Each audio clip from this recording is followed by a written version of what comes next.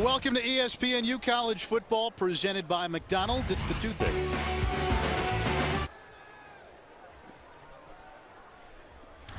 Welcome to ESPNU College Football, presented by McDonald's. It's the 2010 Turkey Day Classic from the Cramton Bowl here in Montgomery, Alabama. The Tuskegee Golden Tigers taking on the Alabama State Hornets. With Jay Walker, I'm Schroff. Willie Slater, the head coach for Tuskegee. 50 wins in 5 seasons. Do the math. That's an average of 10 wins a season. He's a 3-time SIAC Coach of the Year. Jay, what does Willie Slater and his team have to do to be successful today? Well, we take a look at their lesson plan. Offense, we saw the big fella there. It all is predicated on the offensive line. The belly G. Belly G. No matter what, they're going to run the belly G. Even if they put 9 people in the box, guess what? They're going to run the belly G. They must have success running the football. And defensively, they must come up with some 3 and outs. Continue to do that. One thing Alabama State does not do well is control the time of possession. So look for the Tuskegee defense to try and hurry up and get their offense off the field. Meanwhile, for Alabama State, they're led by Reggie Barlow, former NFL player, played with the Jaguars, the Bucks, won a Super Bowl. He's got this team playing in the SWAC championship in a couple of weeks. What does he have to do in this rivalry game today? Well, their lesson plan is they rely too much upon the big play. So they need, in this game, they need to play like they're the bigger team and control the time of possession. They haven't done a good job of winning that battle all season long. They need to hold on to the football for at least 30 minutes in this game. In defense, they need tackles for losses, big plays behind the line of scrimmage to force Tuskegee to throw the football. We are set for kickoff. The oldest rivalry in black college football. Stuart Moody kicks off for Tuskegee. And Jaquez Rickerson fields for Alabama State. And Rickerson gets to about the 22-yard line, and that's where the Hornets will start. With Jay Walker, I'm Schroff. Charlie Neal will be down on the sideline with all news and nuggets from all things black college football. And Charlie will be with us throughout the afternoon here on Thanksgiving. We get our first look at this Alabama State offense led by junior quarterback Devin Dominguez. Here's a kid who came to school on a baseball scholarship. The closer on the school's baseball team, well, he's a starting quarterback for Reggie Barlow. What he needs to work on is becoming more like a closer while he was playing quarterback. He needs to get his completion percentage up there. If you're a pitcher, you got to throw strikes. On first down, Dominguez in trouble, and he goes down. A 6-yard loss on the play. As Tuskegee's defense, Christopher Williams, one of the ends, coming up to make the sack. Yeah, and you'll see he's got time there. Dominguez is going to step up in the pocket, looks and runs into a headache there, and a good job by Christopher Williams, who only goes 6'1", 237 pounds, bringing down the big 6'5" quarterback, Devin Dominguez. So 2nd and 16, an inauspicious start for Alabama State.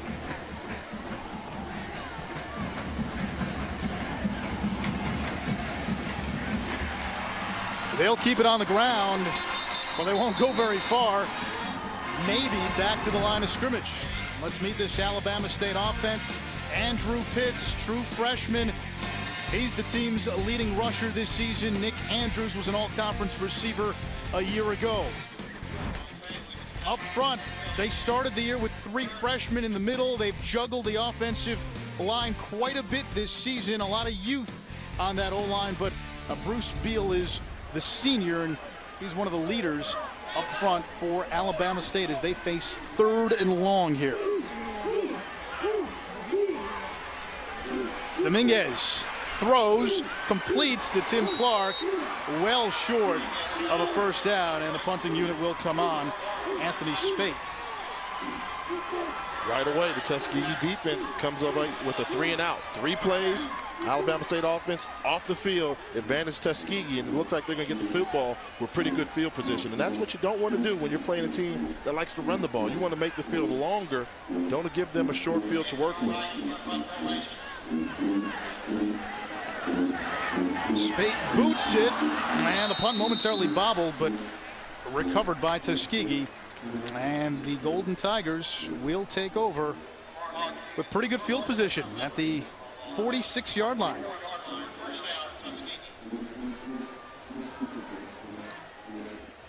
This is the oldest rivalry in black college football, as we've told you. This is the 87th Turkey Day Classic, and in the Turkey Day Classic. Tuskegee, the Division II team, leading this rivalry. You see overall it's 59-33-4. They've also done quite well here in the Turkey Day Classic. Tuskegee having won 47 of the 81 total meetings. On first down, Joshua Harris under pressure, and he's got to get rid of it. And Joshua Harris, the senior from Mobile, Alabama, he's had a bit of a toe injury over the past month that he's been battling, but the coaching staff says he's a guy that can manage the game and makes the plays that they need him to make. And that's what you need from your senior quarterback. And since the quarterback position is taking on a baseball theme here in this contest, he's the lefty. And then they've got a righty they can bring in off the bench in Jeremy Williams. So you got the lefty getting the start right now, Joshua Harrison, trying to win his final Turkey Day Classic. Looks like they'll run an option here to the right, and Harris gobbled up in the backfield. Chased down by Jimmy Daniels. Nakeem Barton, 17 rushing touchdowns. He's the guy who finishes drives for this Tuskegee offense.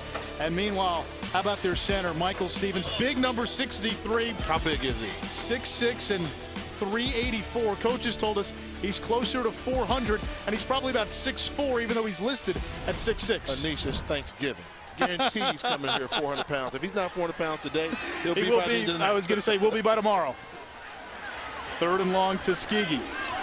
Harris under pressure, throws, completes to Stephen Freeman, and Freeman gets a first down, a gain of 17 yards on the play.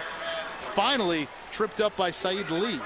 You know, screen passes are all about timing, and you want the defensive line to think they're getting to the quarterback, making the sack. Anytime you've got two Hornet defenders that close to the quarterback, that means they're not covering the running back. Good job about the timing there. And take a look at the end of the run here. Looks like they could have been an extra 15 yards in there. That hand was very close to grasping the face mask, but a big pickup for a first down conversion by the Golden Tigers. 4 wide here on first down. It's a pitch. And that's Freeman again getting to the outside. Gain of 7 yards. How about this Alabama State defense? Got a couple of pretty good ends in Daniels and Cotton. They have 10 sacks combined entering play.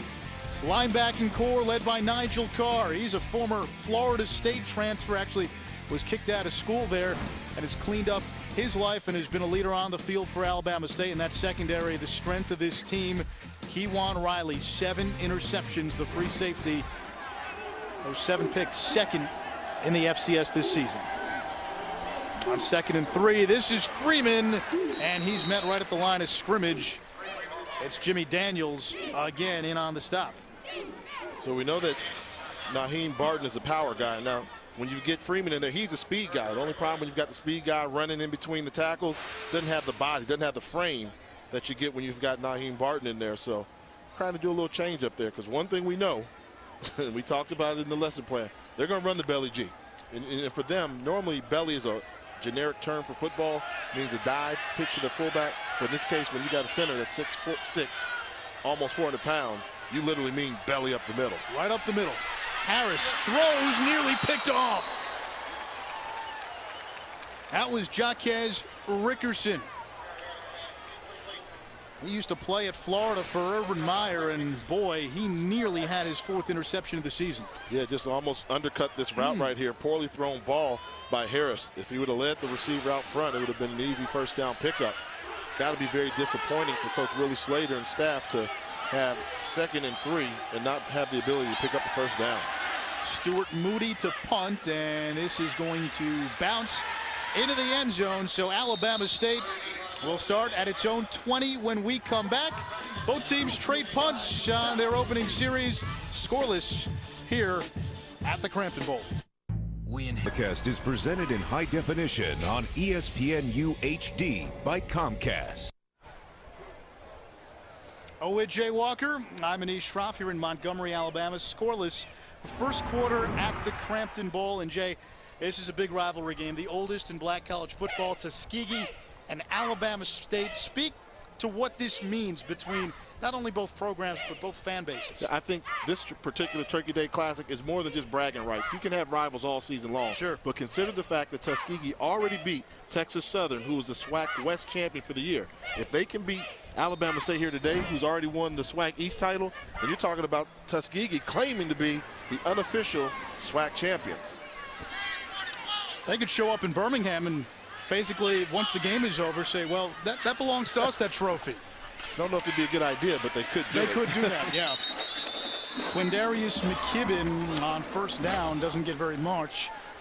And Tuskegee up front so far, dominating the line of scrimmage. Yeah, that's what they want to do. You know, when you've got a team that typically people think when you've got a Division II program taking on an FCS program that they should be smaller. Well, if you're going to be smaller, then you got to use the speed. You take a look at Danny Anderson. 225-pound D lineman. D lineman, but the one thing that neutralizes size has always been speed. You can neutralize size and power by having speed. On second and long, this is McKibben again, and again just runs into a swarm of yellow jerseys. How about this Tuskegee defense? Danny Anderson, Malcolm Crutchfield, those two guys anchor the middle of that Tiger defense. The linebacking core led by Isaiah Person. He's a junior out of Auburn, Alabama. He's the leader of that unit, and they've got a very good secondary as well. Kenneth Baker, he can make some plays. He's got more than a handful of interceptions. Led the team with 5 picks last year, and he is their top cover corner. A whistle on the play on third and long. Richard Drake, the man in the white hat, is our head referee.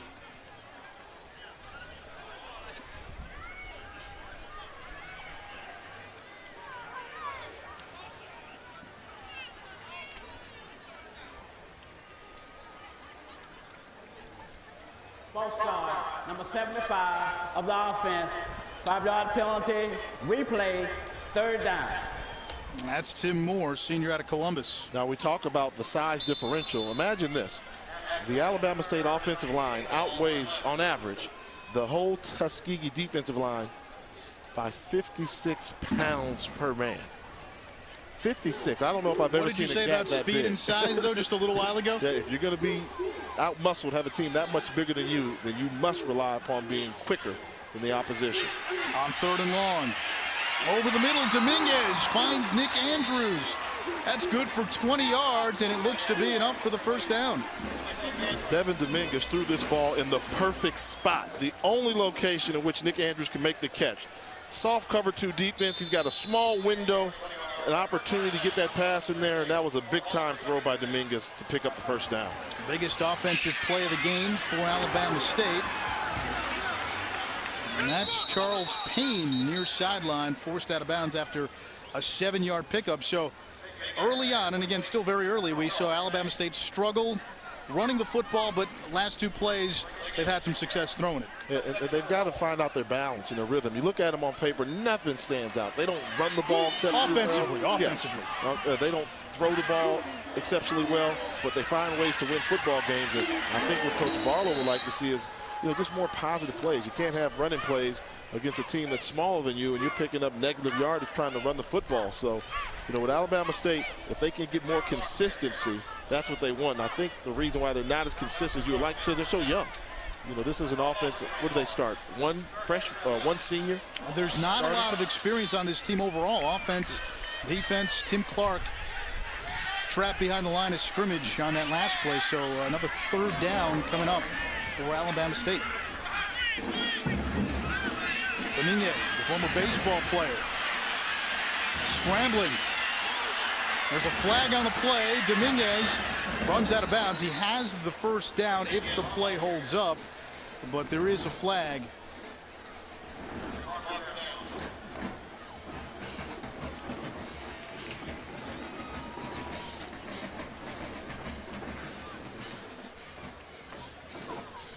Looks to be coming back.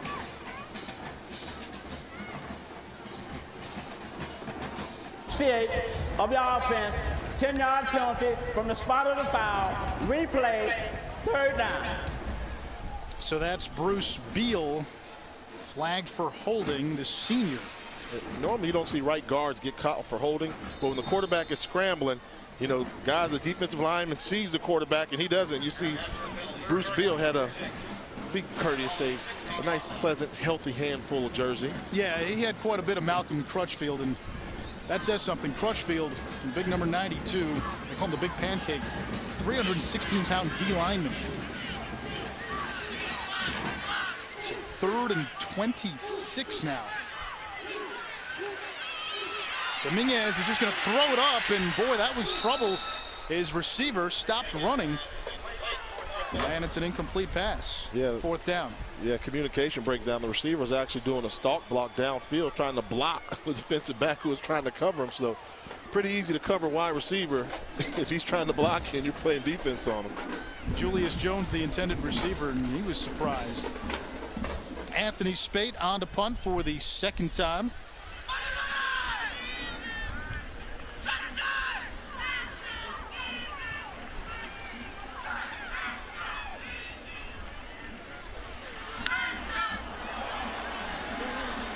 This is a wounded duck, and it landed near midfield, but takes an Alabama State bounce. It'll be down at about the 37-yard line.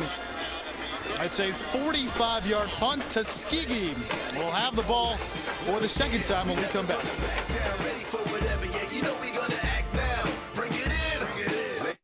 Dad, where does breakfast come from? ESPNU College Football is presented by McDonald's. I'm loving it. How are you today?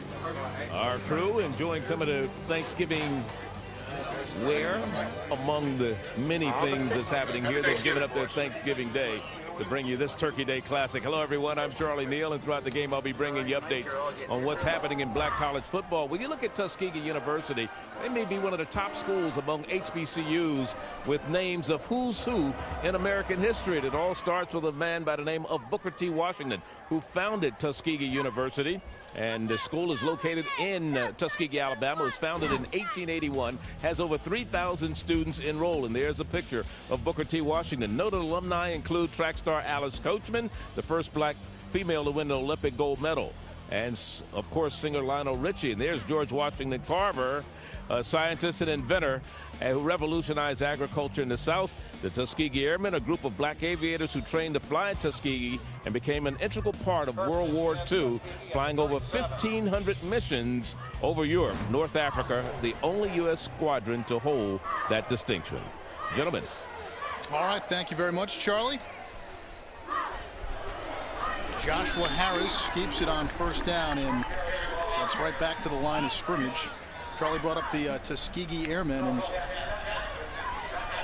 you look at that group, you look at Negro League Baseball, and some great things that black Americans did in this country that's often overlooked and often forgotten. Yeah, I mean, Tuskegee Airmen, how would you like to have them as your defense? What, they never lost a plane? Never lost a plane. That's phenomenal right there. That's how you patrol the skies. Sad story there was you fight for your country as a segregated squadron, and then you're fighting for justice and all that's right in the world, and you come back to a country and you still have to work to get equal rights. But how about that? Antoine Mitchell. Don't give credit. Pass. Yeah, don't give credit to Antoine Mitchell. This is all Joshua Harris right here. He's left-handed, small, roll to the right, comes back and delivers a laser beam throw. 30 yards down the field. That's what you call throwing a frozen rope. And you notice how he threw it to the wide receiver's back shoulder, away from the defensive back. Good throw by Joshua Harris. Head coach Al Slater told us that he's got a good arm. He just needs to be better on touch passes. That was one he didn't really need much touch. Here's Stephen Freeman, and he runs into a couple of black shirts after a gain of just 1 yard on the play. Nigel Carr, the first to meet him. I love the way how Cedric Thornton, Alabama State's defensive coordinator, described Nigel Carr. He said he's good crazy. There's bad crazy and there's good crazy, and Carr certainly had his off-field issues over at Florida State. He was kicked off of that team and came to Alabama State, but he said he's learned to channel some of his emotions. Harris pitches to Freeman, far side. Freeman across the 25-yard line, and he's got a first down. 10-yard gain on the play. Anytime you get some positive yardage downfield, you got wide receiver blocks. Take a look on the right side of your screen. The wide receiver is going to come in, number 9, Jonathan Lessett, and seal the outside perimeter. Once he does that, that develops a nice running lane for Stephen Freeman to go through. Good job by Jonathan Lessa sealing the edge. The senior 6'2", 214-pound wide receiver from Birmingham, Alabama. Tuskegee at the 20-yard line. They've been terrific in the red zone all season. 39 trips to the red zone, 31 touchdowns. Make it 32 touchdowns. Nakeem Barton, the man with a nose for the end zone, with a 20-yard touchdown run. His 18th rushing TD of the season, 19th touchdown overall, and Tuskegee scores first. When you get down in the red zone, give it to your red zone guy.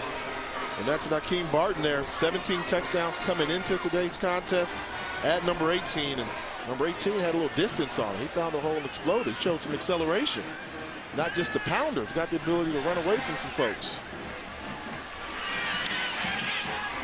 Eduardo Murillo's point after is good, but Tuskegee strikes first as they're bidding for that unofficial SWAC championship. They've got a 7-0 lead thanks to Nakeem Barton.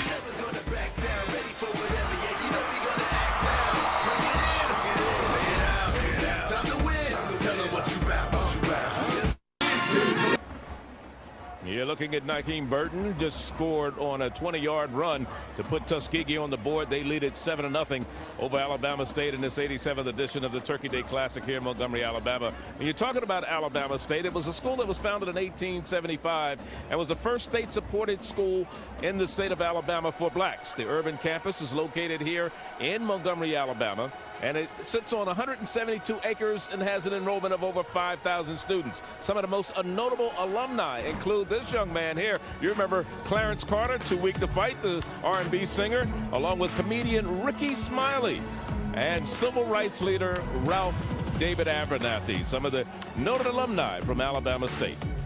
Gentlemen. I don't remember Clarence Carter, Charlie. Yes, you do. Help me out. Give me a song. I just told you, Too Weak to Fight. Don't remember Too Weak to Fight, Charlie. Charlie may have been at his debut. I was. I don't doubt it. Stuart Moody, short kickoff. It's fielded by Jaquez Rickerson. And Rickerson gets screamed at the 15-yard line. Let's go back to that last touchdown by Tuskegee. It's a play that, Jay, you talked about before our broadcast. This is Belly G. You know, you've got your right guard, Tim Moore. Watch him pull. Once he hits that seal block, then Burton has the ability to just find the hole. So anytime you've got 6 feet 3 inches and 300 pounds coming at you, that's going to freeze your attention. Barton knows this one. He finds the hole, the vision in the daylight. That was your first taste of Belly G.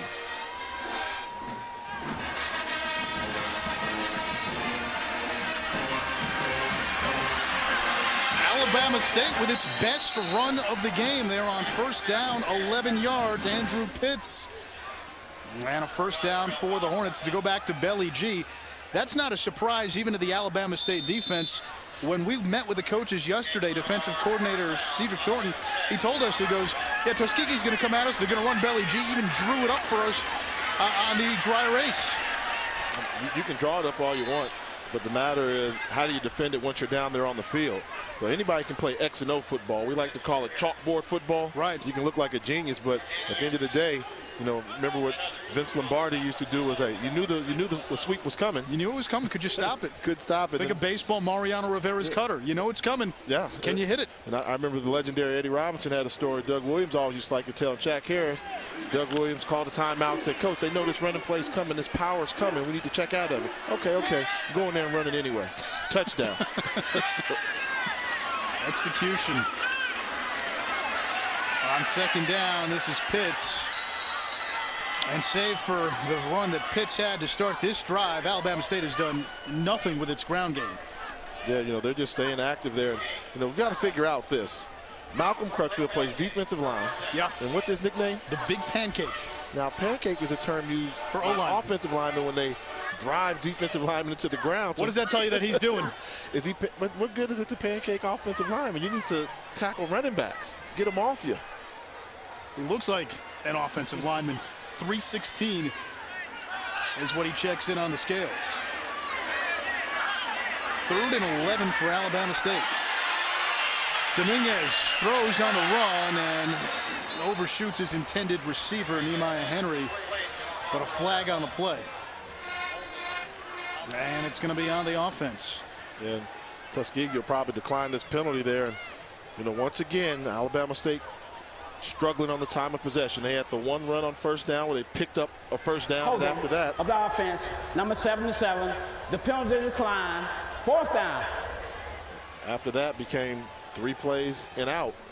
So at a point like this, especially when your team falls behind 7-0, you want to give your defense an opportunity to rest. So that's something where Alabama State's got to pick it up and play team football. And we've seen Alabama State seemingly all day already on 3rd and long, 2nd and long. They just get this punt off. Mark Hughes fields at his 35. It goes down immediately, but a flag comes in at the very end of the play.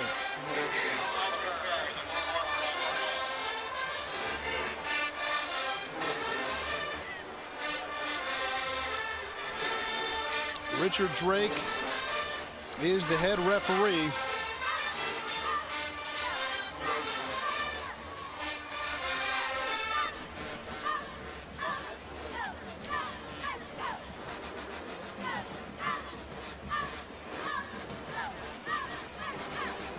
Blocking the back, number 31 of the receiving team's 10-yard penalty, 1st down.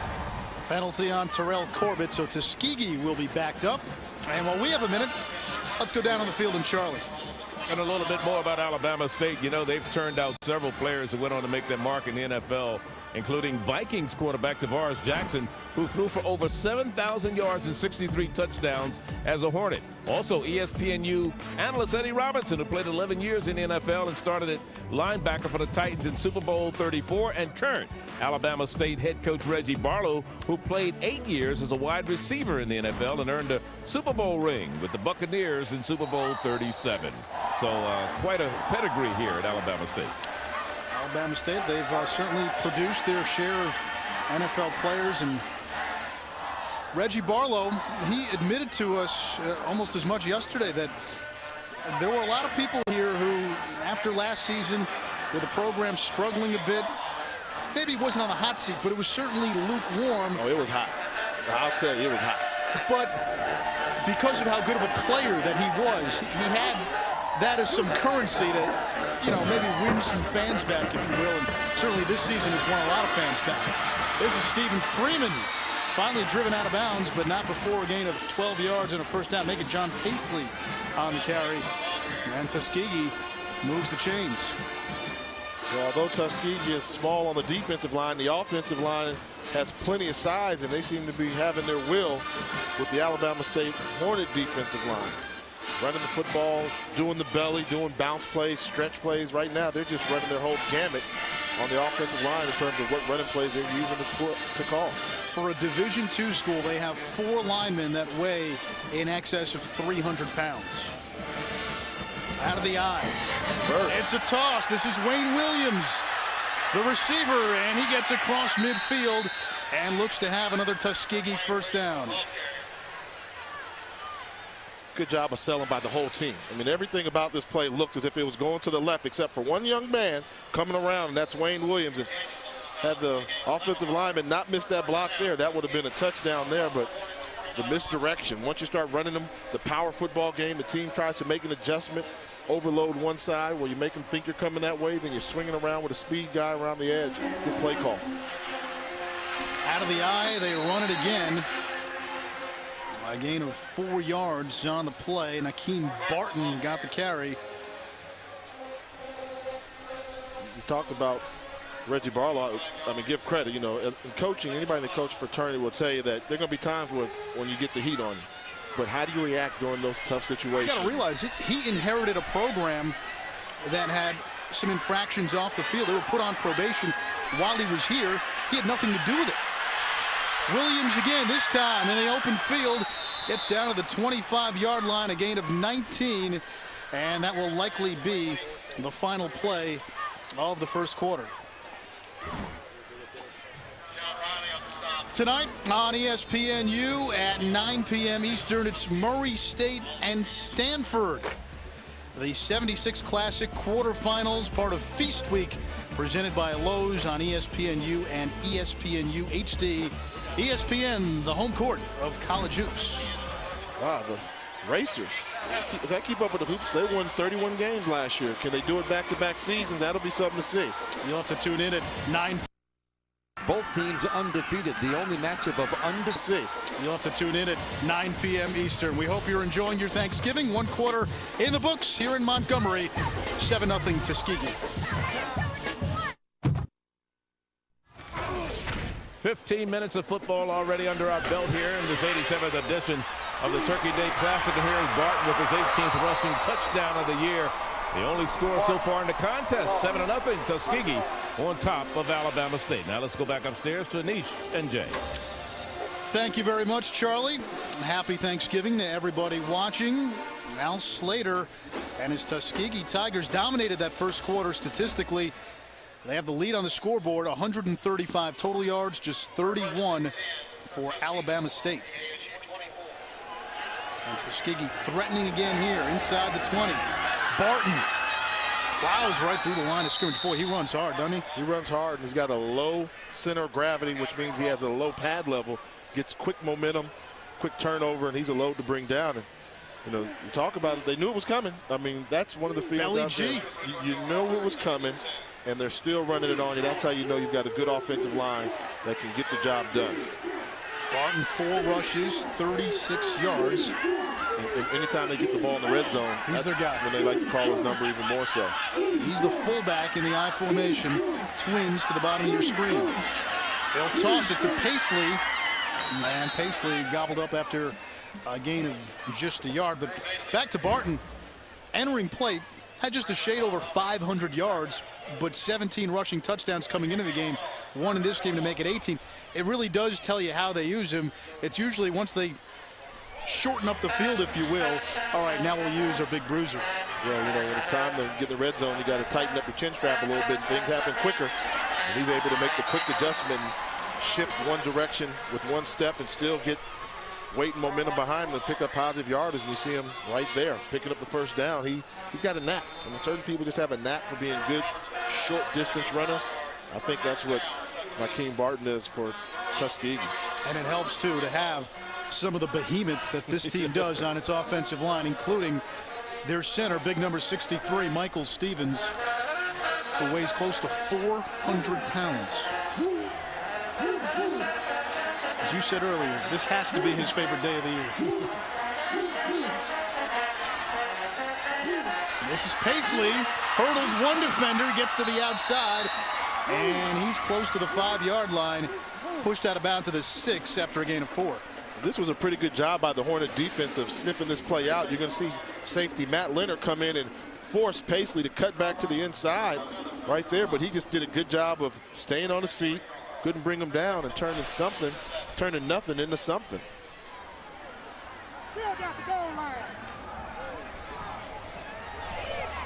So now you've got the I formation coming up. What are the odds you're going to see Belly Jew?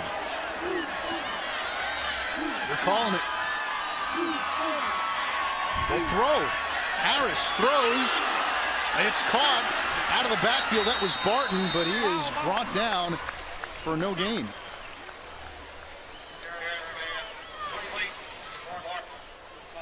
They're coming out in the flat there, and I don't know how he managed to hold on his football. Good hands there by the big fullback, absorbing the blow.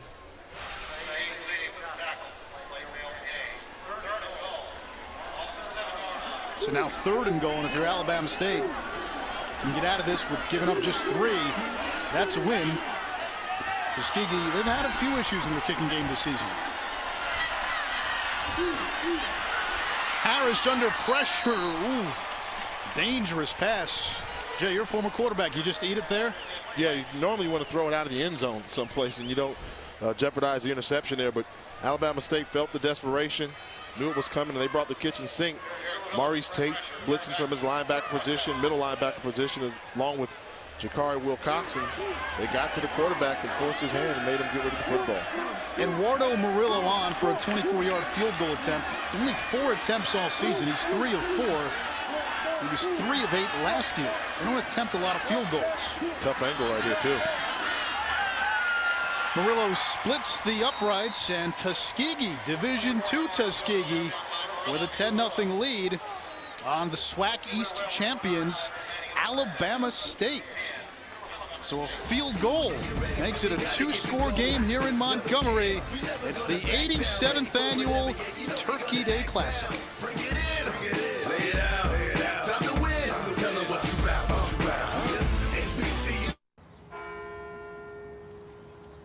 All right, agents, what do we got?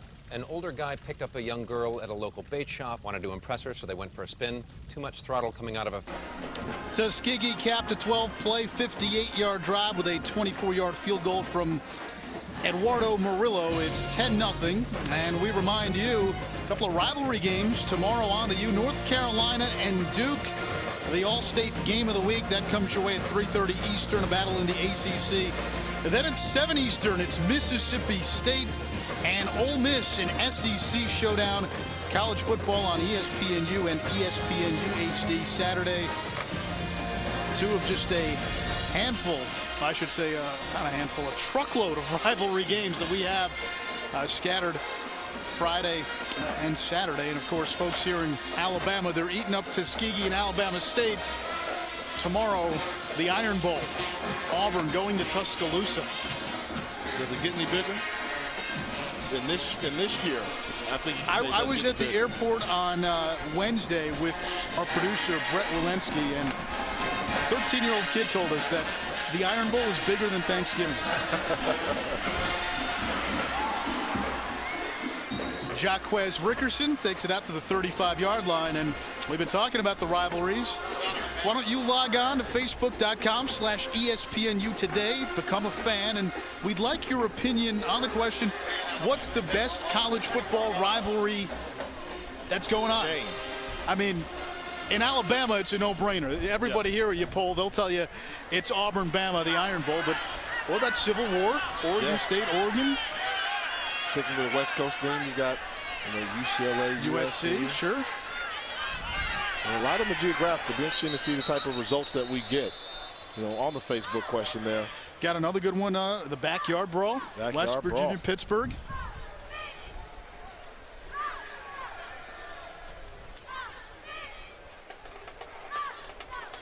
False start, number 11 of the offense. 5-yard penalty, repeat, first down. That's on T.C. McWilliams, and our director, Mark Jones, a Columbia, South Carolina native, reminded us, South Carolina, Clemson. Yes. Ohio State, Michigan.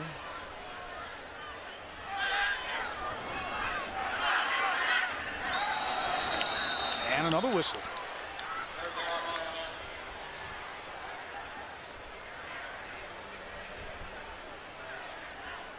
False start, number 77 of the offense. 5-yard penalty, replay, first down. That's already the 4th penalty for Alabama State. Army-Navy, of course. Army-Navy, yeah, whoa, forgot about that one. Oklahoma State, Bedlam. Anytime your rivalry game is nicknamed Bedlam, tells you all you need to know. Dominguez, little screen pass. And not much for Andrew Pitts, just a gain of a yard. Brings up second and not quite as long, but still long. What a great job by Jarvis Smith, the cornerback here. They send an lineman out to get him. You see the center going to get him, number 55. He's going to get him, but he can't get around him. That's how you use your speed to get around the center coming to make the block. Great job by Jarvis Smith going outside then in to break up the screen pass. Naked backfield, Dominguez under pressure. And he throws it, and it's nearly intercepted. Dangerous throw. He was running toward the far sideline and threw it back closer to the middle of the field. And boy, there were about 3 yellow shirts in the area and just 1 black shirt. And how flat does the Alabama State sideline body English team demeanor appear right now? I mean, Tuskegee's playing like this is their last game of the year. They're coming out here to take care of some unfinished business. Alabama State, it's like, have they gotten off the bus yet? I mean, are they that focused on Birmingham, Alabama, and the SWAC championship that they're taking this team for granted? Again, 5 wide here on 3rd down and 19. Dominguez has time, throws over the middle. It's caught by T.C. McWilliams, but he's going to be shy of the first down. and it'll bring up 4th down. Problem for Alabama State in this game has been they seem to always be, because of negative yardage penalties, 2nd and long, 3rd and long. Yeah, there's no offensive chemistry, and so often the most crucial down is on 1st down, picking up positive yardage on 1st down. If you start off with sacks and penalties, then the chances of you turning that to a 3rd down conversion or a 1st down conversion go way down. Anthony Spate on to kick. Mark Hughes back deep. Lost the ball, but he falls on it at the 11-yard line after a 46-yard punt. Seen a couple of good punts by Spate. Tuskegee will have a way to go. When we come back, though, we'll have a special guest for you. A standout alum from Alabama State will join us here on ESPNU. And now I'll turn it over to the Gecko. Thank you, sir. ESPNU College Football, brought to you by Geico. 15 minutes could save you 15% or more on car insurance. 10-0 our score here, and I'm joined on the sideline by Alabama State alum Eddie Robinson, Jr., analyst for ESPNU. And Eddie, what is your fondest memory of playing in this particular game? Well, I think it would have to be beating Tuskegee my junior year, because they had a really good team, an All-American quarterback, and Maurice Hurd and Chris Holder, and they had a big offense, but we were able to shut them down and win the game. And you actually never lost to Tuskegee on Thanksgiving Day, did you? Yeah, never lost. Back then in the late 80s, early 90s, Alabama State was the dominant team in the rivalry, but the Tigers are pesky, and they're kind of getting back at us now. One thing a lot of people may not know is when they won the SWAC championship back in 2004, you bought the whole team championship rings. You may have to dig in your pocket again this year. I mean, there's a recession going on, but that'll be a good problem to have. And, we're going to the SWAC championship game. Hopefully we can win that game. Coach Barlow's doing a great job. All right, Eddie. All right, let's go back up to Edition J. All right, thanks for that, Charlie, and thanks to Eddie. It is homecoming here in Montgomery as John Paisley gets a couple of yards on 1st down. Let me remind you that this is not only the oldest rivalry in black college football, but this Turkey Day Classic. I mean, what it means, these two cities, as we talked about, separated by just 40 miles. Tuskegee leads the all-time series 59-33, and there's been 4 ties. But recent history is what people remember, and Tuskegee's won 5 of the last 6. And a note, the year Alabama State won the SWAC championship and they had Tavares Jackson as their quarterback, they lost the Turkey Day Classic to Tuskegee. So the better team doesn't always necessarily win this contest. Joshua Harris, ball came out, but he was down first. Gains 4 yards on the play. And Alabama State head coach Reggie Barlow, he was born in Tuskegee. He said he actually grew up rooting for Tuskegee. We were talking to him yesterday. He says Tuskegee was his favorite team until they didn't recruit him and didn't offer him a scholarship. They got one from Alabama State, had a great career there, and as a player, never lost a Turkey Day Classic, although when he played, there were a couple of years where Alabama State played in the event but didn't play Tuskegee. Yeah, I believe that, born in Tuskegee, but he was raised in Montgomery. Raised in Montgomery, yeah. So he was split down the middle. But he grew up a fan of the Tigers. Joshua Harris throws, and that one bounces in the direction of his intended receiver, Philander Browder. It'll bring up 4th down. Yeah, he said flat out he would have gone to Tuskegee had they offered him a scholarship, but Alabama State came through for Reggie Barlow, and the rest, history. Went on to a great career with the Jaguars, won a Super Bowl with the Tampa Bay Bucks. So fair to say it worked out for him. It worked out, yeah.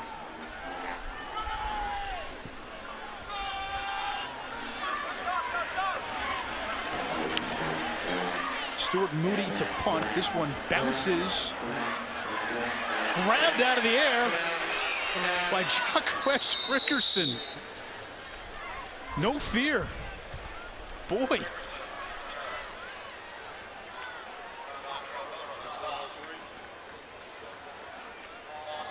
Later tonight, catch the final 2 episodes of The Battle here on ESPNU. You can get an inside look at the HBCU marching band world. The show goes further into the training discipline, heart and soul of the competition that are classics. It's The Battle, presented by AT&T on ESPNU tonight at 7 and 7:30 Eastern. So what? Dominguez on first down, throws over the middle, nearly intercepted. Maurice Tate got his mitts on it, just couldn't bring it in. You know, same throw he completed earlier where he threw a perfect pass. This time, middle linebacker does a good job of getting back in coverage there. I was actually Derek Minor, rather. Derek Minor, the middle linebacker, does a deeper drop, and he's able to get himself in between the throw and the wide receiver there. So, what you call a little subtle adjustment within the game to eliminate the big play. 4 wide. There's the pressure and the screen pass. That one nearly got away. Charles Payne, the intended receiver, but Dominguez just hasn't looked comfortable so far in this game. And that's been his thing. You know, you look at the numbers, the 18 touchdowns on the year. You talk to their staff, they say he easily could have had 30 touchdowns, some missed opportunities, some missed throws, and he's got to just work on his accuracy. You know, in today's college football game, being a 50% passer is not acceptable. You know, now you got quarterbacks with the wide receiver screens. Especially in the spread offense. Spread, yeah, you've got to be 60, 70% passer, and he's just not there at the 50%. So accuracy is something that he's got to work on, and maybe that could be, you know, the consequences of being a baseball player. You know, instead of making all those throws, he's throwing a different type of ball in college. Alabama State and Reggie Barlow have used their first timeout of the half, and to go back to their quarterback, Devin Dominguez, number 3. Here was a guy that nobody really expected to be the quarterback on this team going into the season. You mentioned he was a baseball player. He's a pitcher on the baseball team, a closer. We've heard that he may be a starter this coming season, but nobody really knew about him in the spring because he had baseball, and he came here on a baseball scholarship. So he never took part in spring practice. They went into fall camp after evaluating all the quarterbacks. Reggie Barlow said Dominguez was the guy who he liked best, and he said the only thing that Dominguez really didn't really have a strong arm, but he liked everything else about him. And actually, Reggie Barlow talked to John Gruden, and you know what Gruden told him? Remember Brad Johnson? He didn't have a great arm, but he's the reason you got a Super Bowl ring. Yeah, that is very true. I played with Brad Johnson, the Bull. Arm strength wasn't a specialty, but he made smart decisions with the football. Dominguez, he's flushed, trying to use his stiff arm, but forced out of bounds, and another 4th down, but this might be unnecessary roughness, a late hit perhaps on Tuskegee. Yeah, definitely. Brian King, the outside linebacker, chased Dominguez down the sideline and pushed him when he was at least 5 yards out of bounds. Al Slater doesn't want to see that, especially considering Tuskegee's controlled the momentum of this game. And you see Dominguez gives him a little stiff arm there, and Dominguez releases, but look at this. He gets all the way to the sideline and then pushes him, and that's dangerous. Number 57 of the defense, 15-yard penalty, first down. And then the coach knows right away what he did wrong. They try to go over there and corral him. And, you know, the way this stadium is set up, that's kind of dangerous because there's a little step down area there.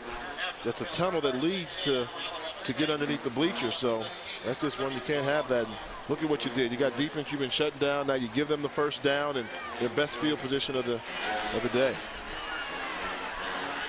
That's true. Alabama State, first time all day they're in Tuskegee territory. They have it at the 32. Dominguez. Another screen pass. He completes to Clark. And Tim Clark picks up 7 yards. And gets down to about the 26-yard line. They've had some success running these screen plays, trying to take advantage of the quick Tuskegee defensive line. So quick to get to the football, sometimes getting out of place. There's another quick screen. And that's a first down. T.C. McWilliams. When Dominguez throws, it's usually McWilliams or Nick Andrews. Andrews has been very quiet so far in this game. We haven't called his name much. He was probably their top offensive player coming back from last year, an all-conference receiver a year ago. Empty backfield here on first down. Dominguez thought about running. Now he'll roll out, throws, and it's picked off. Kevin Finizzi with the interception, but there is a flag at the 19-yard line.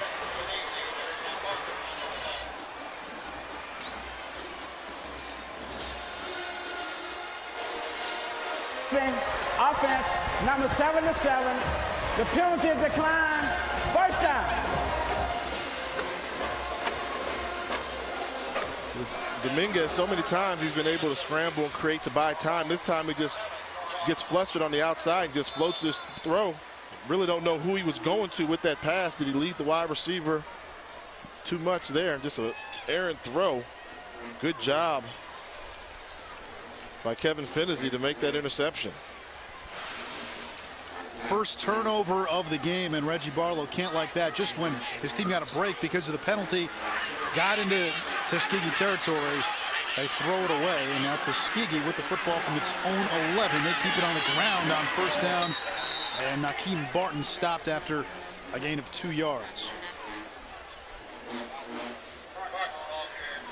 So we know how Barton gets carries once they get inside the opponent's red zone. Well, anytime they're backed up and they need those tough yards, they go to Barton again there just to pick up some positive yardage. And Coach Slater there got to be pleased with the way his defense rebounded after the costly mental error on the late hit out of bounds. Come away with a turnover, preserve that 10-0 lead.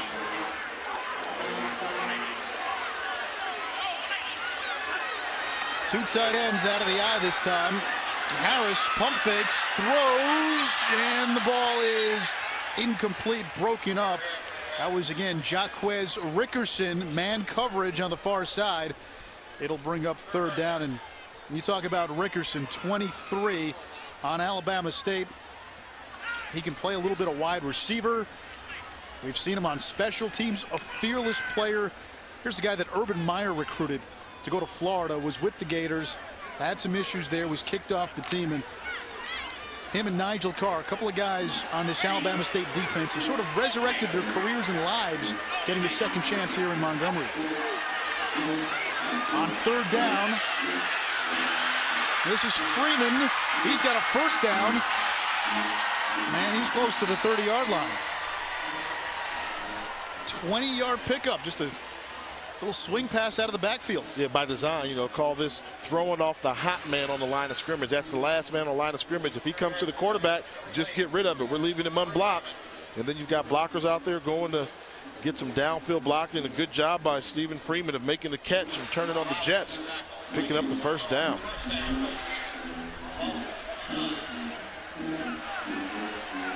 Now Tuskegee comes out in a 4 wide.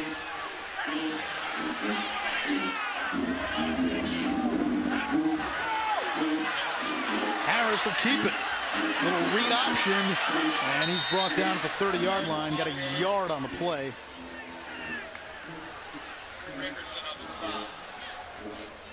Rickerson again in on the stop.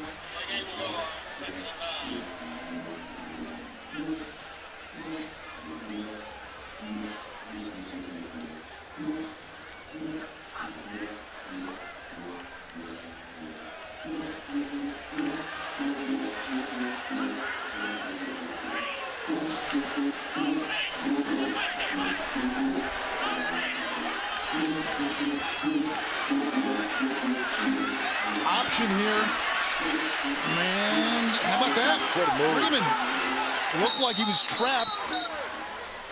Gets 9. They ran the play. You see the little two-step he did on the sideline there?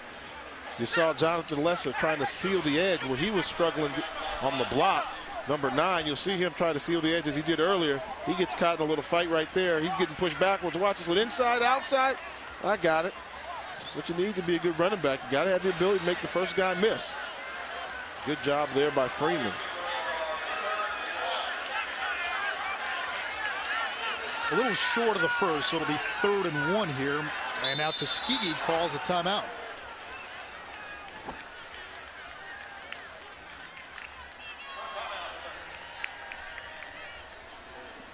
If you're Al Slater so far, you got to like what you've seen from your team. Defensively, they forced Alabama State into a lot of 2nd and long, 3rd and longs. Really, the Hornets haven't been able to move the ball, and offensively, looks like Tuskegee's controlled the line. Excuse me. It's all right. A little too much cranberry sauce. that happens, but you know, you see, you know, you talk about Coach Slater. I mean, the one thing he does is, you know, he's from Alabama. You know, went to West Alabama and knows Alabama football. And we talk about Alabama football, you go back to the Bear Bryant days and having the ability to run the football. His philosophy has been executed perfectly here today. Doesn't have a sophisticated passing offense, sophisticated run game. It's just some power football.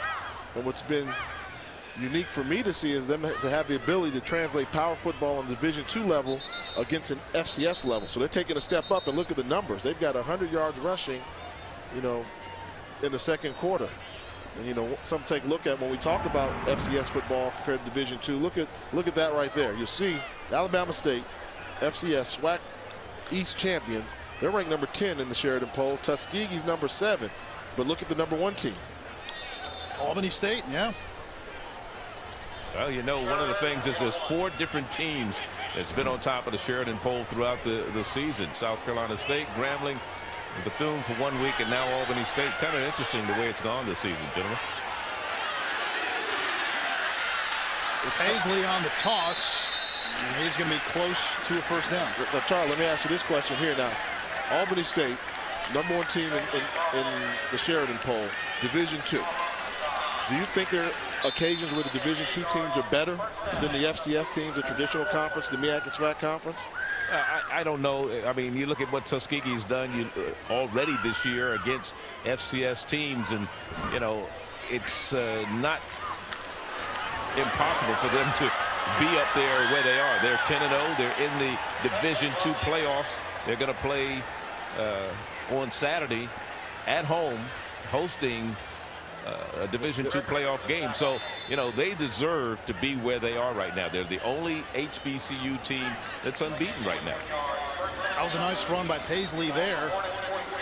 And Tuskegee started, remember, right about at their own 10-yard line, and they're moving the ball here. Joshua Harris completes. Jonathan Lessa, and that's another first down. 16 on that play. Lessa's made some great blocks. Boy, he's going to get rewarded with the catch here. Just running a simple 5-yard out pattern. Good catchable ball there. Lessa makes a catch, gets upfield, picks up the first down. Right now, you've got a Tuskegee Golden Tiger offense that's running on all cylinders. They found a comfort level, and they found some offensive rhythm. That's a good position to be in when you can just call any play in your playbook and know that your team has a great chance of success. Harris here steps up, throws, and it's over Lessa's head. That's on good coverage there. DeMarcus Taylor, the linebacker, dropping back into coverage. That's something Alabama State will see a lot of them do. Their linebackers can drop back into coverage. Actually, both teams have that ability.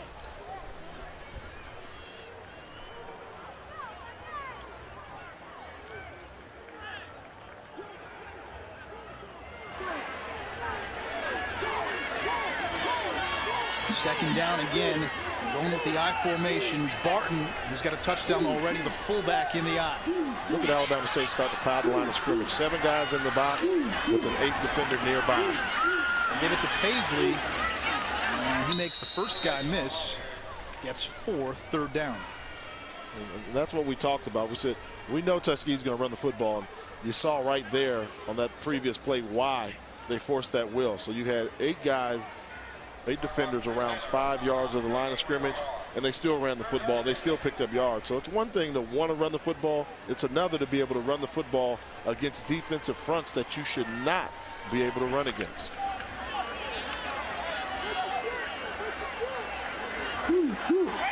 This will be the 11th play of the drive. 3rd and 6. They got to get to about the 17 for a first down, and now a whistle. Timeout taken by Reggie Barlow and Alabama State. And that's their second of the half here with 3:03 to go. And again, big possession here. And if Alabama State can hold Tuskegee to just 3, it's still a 2-score game. Yeah, and Alabama State taking on, one of their rivals, but we all know they've got more than just one rival if you're Alabama State.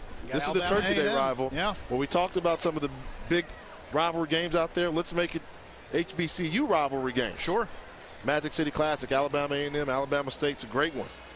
State Fair, Grambling, Prairie View A&M, and then I call it the loudest classic, the Florida Classic, Bethune-Cookman versus Florida A&M. You just saw that recently. Yes, and you just saw the promo for the band, and Battle of the Bay and all these, and there's several others, but put one on the bottom here. It's not considered a classic. but that's a pretty big rivalry game when you talk about the battle for the real HU. Howard and Hampton. You've played in that one many times. Hampton wasn't part of the conference when I played. Okay, so you haven't played. So they're new. Yeah, it's a new one. They've kind of come in and taken the MEAC conference by storm when they got there. But us Howardites, we say, how can there be a battle for the real HU when there's only one HU? But then you got some other ones in there. I know I'm leaving some out. Tuskegee has another classic. They call it the Tuskegee House Classic. Tuskegee versus Morehouse, which is a pretty good one over there in Georgia. So rivalries are in the air, and that's what makes college football special. Tuskegee beat Morehouse in that game earlier this year, 31-15. Right now, a 3rd and 6 for the Tigers. Harris throws. Ball's deflected and broken up. Guess who? It was Jaquez Rickerson in to break that up. Yeah, he's been very active there in the secondary for Alabama State, and that's something that they do. I mean, they play good defense, and I think ultimately that's why they're a championship football team. You know, this Alabama State defense. We're not seeing the field goal unit come on here. It looks like they're going to go for it here on 4th down. You're going to have to get the play off quickly. Play clock down to 5.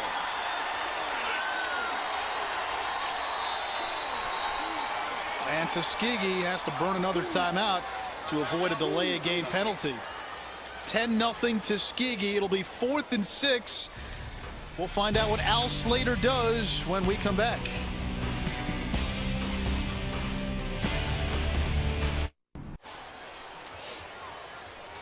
That's Tuskegee head coach Willie Slater, who I've been calling Al. It's what happens when you have too much Paul Simon on your iPod. You want to call everybody Al. Coach Slater deciding to go for it on this 4th and plus more than 5 yards. And what do you do against Alabama State Hornet defense? They're the 2nd ranked pass defense in the SWAC conference. So do you throw it, or do you go ahead and go with the belly G? And I think now it's 4th and 6. They got 6 yards to go. They may spread you out just to run it. Would not be surprised. You've got 5 defenders in the box. 4 wide. And they're going to throw it. Harris completes, and they've got a 1st down. Well, it's going to be awfully close. Did you see the block on the outside by Jonathan Lessa again? He's just been out there using his size against the small defensive backs. Right side of your screen coming. He goes inside out, and watch number 9. Seal the back. That's how you seal the border right there. They've got issues out there tackling. It is a 1st down. Jay, it is a 1st down. Thomas Wilder. Look at that. I mean, he's out there playing wide receiver, getting pancake blocks. Fumble. Ball on the ground, and Alabama State looks to have recovered. There's also an Alabama State player down on the far side of the field. Trainers coming out to attend to him. The Hornets have recovered the fumble, but there's a player lining face first on the ground on the far side of the field.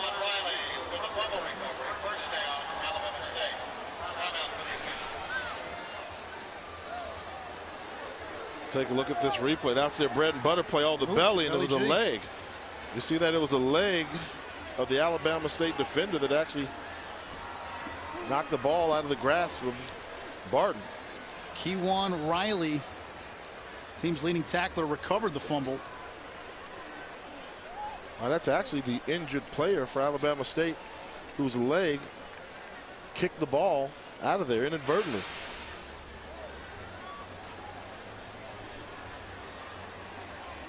And right now they're tending to the injured player. And very slowly, Quinn Bohannon gets up, and it looks like he's going to be helped off the field. Yeah, well, caused a fumble. Hopefully he'll be able to come back in this football game, take something positive out of it. But at the end of the day, when you look at the film, you'll say you kept some points off the board for Tuskegee with your long legs. Bohannon, a junior defensive tackle. Alabama State now will go on offense. 2:23 to go here in the 1st half. So let's see if the Hornets can get some points on the board before halftime. 10-0 they trail and struggle to move the ball pretty much all game. on the ground here on first down. And that's Andrew Pitts, good for 4 yards. State Farm halftime report is coming up. A session with Lowell Galindo and the rest of the experts. Also, we'll look at the FCS playoff bracket. And plus, first half stats and highlights from this game. Incomplete pass on second down and 3rd and 6. I can't remember in this game when Alabama State has had a manageable 3rd down. I'm thinking 3rd and 4, 3rd and 3. Yeah, you know, the ineffectiveness on 1st and 2nd down has just really hampered this team. And not just, you know, today, it's been all season long. And it's something they just haven't got a grasp on. It all starts when you don't have the ability to run the football, then you're forced to come up with trickery. And deception doesn't always work on those players down. Dominguez to T.C. McWilliams. And McWilliams looks to have the first down. He does. So they'll move the chains, and the clock stops with 1:54 to go. T.C. McWilliams has been one of those pleasant surprises for this Alabama State Hornet offense. The sophomore from Alabama, 7 touchdown receptions on the year. And a good surprise for offensive coordinator Melvin Spears to give them some help in the offensive passing game. Pitts, a draw play out of the spread, good for 4 yards. 2nd and 6 as the clock keeps ticking. 3 receivers top of the screen. Dominguez, though, is just going to run. And he gets out across the 40-yard line. The officials say the play was dead when Dominguez put the ball on the ground. First down for Alabama State. Well, Dominguez called his own number, and towards the end of the play, that knee was not down. Looked like the elbow may have hit the ground first, though. Yeah, that left elbow's down. Yep.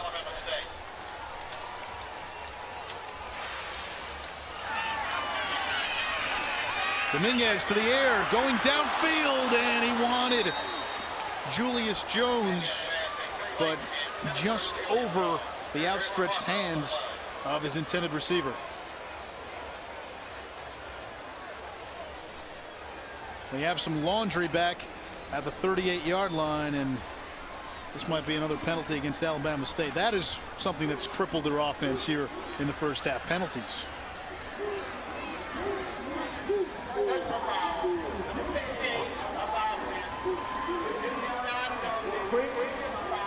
First down. Bruce Beal called for a personal foul, the right guard for Alabama State. So just when they try to formulate an offensive drive, they get a big penalty, and Coach Barlow's got that look. Mama said there'd be days like this. Yeah, 2 steps forward, 3 steps back. Dominguez didn't see the snap coming. Ball is on the ground. He falls on it. They can't get out of their own way. Now, at this point, when things like this start to happen on your drive, take a knee. I think it's time to take a knee. Quarterback's not looking, and he wasn't ready for it. Got a fortunate bounce and was able to get on the ball to keep possession for the Hornets.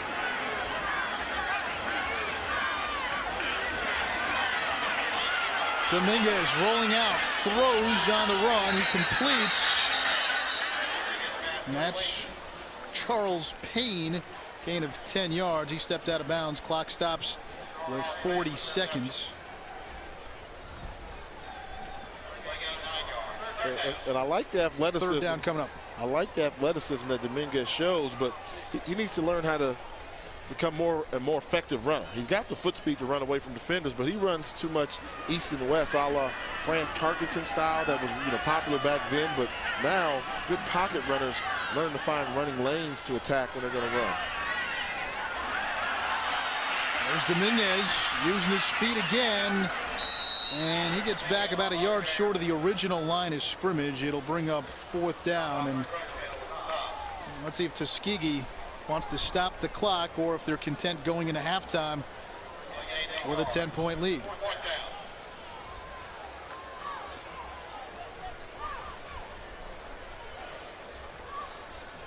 And it looks like that will be the end of the first half. Willie Slater and Tuskegee, the Division II school, here in this big rivalry game, have a 10-0 lead. It's halftime here at the Cramton Bowl. 10-0 is your score. When we return, we'll hear from the experts and talk FCS bracketology. State Farm halftime report coming up after these messages.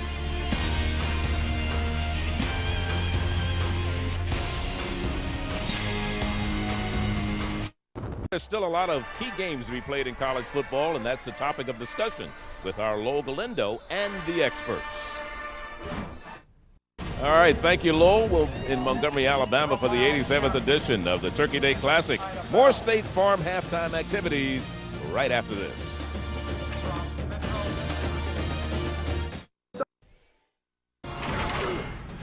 This halftime report is presented by State Farm. Find an agent or get a quote at statefarm.com. 10-0 our score here at halftime. Tuskegee leading Alabama State. And tonight, action continues on ESPNU. B.J. Jenkins in the Murray State quarterfinals. 76 Classic quarterfinals as part of Feast Week presented by Lowe's on ESPNU and ESPNU HD tonight at 9 p.m. Eastern. We're at halftime here, and of course, you know, the FCS playoffs get underway on Saturday with 8 of the 20 teams seeing action. Of course, this year, the field has been expanded from 16 teams to 20. The CAA managed to get 5 teams or 4 teams into stats and highlights. 10-0 here in Montgomery. Tuskegee on top. Happy Thanksgiving.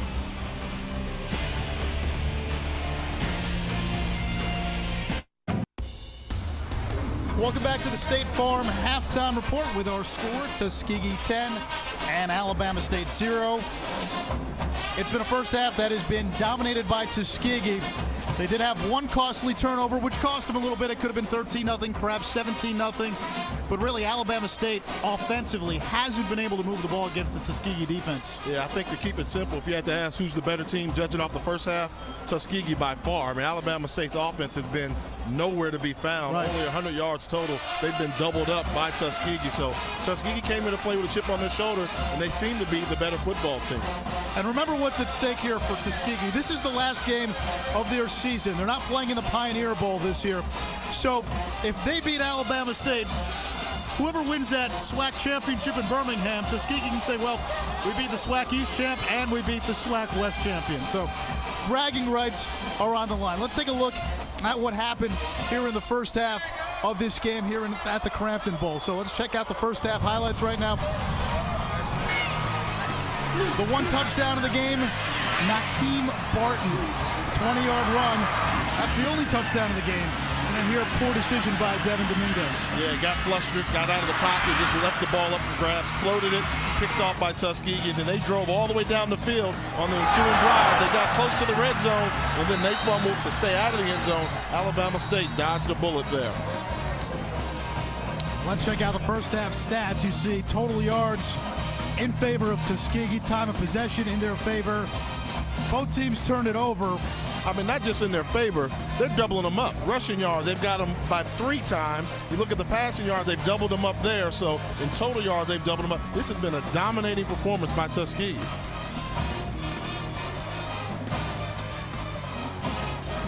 All right, coming up, coverage of college football this Saturday. Pair of games over in the ACC, North Carolina and Duke.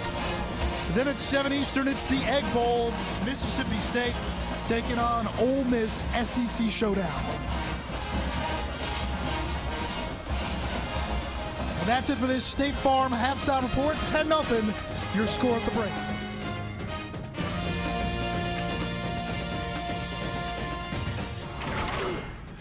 This halftime report is presented by State Farm. Find an agent or get a quote at statefarm.com.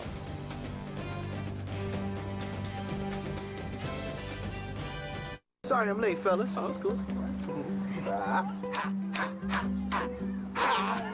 Whoa, what is that? How come my dad wasn't like that? This is just us then. Yeah, so something we do. Who else is in this so-called us? Man, I don't know. There's a lot of us. Ask your friends what it's like to be part of a group that's 40 million strong. State Farm insures more drivers than Geico and Progressive combined. It's no surprise with so many ways to save and discounts of up to 40%. So call an agent at 1-800-STATE-FARM or go online.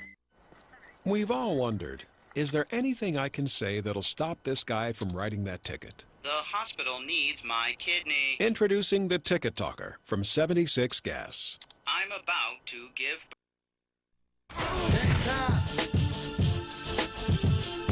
We up. Now get up. We up. Now get up. Now get up.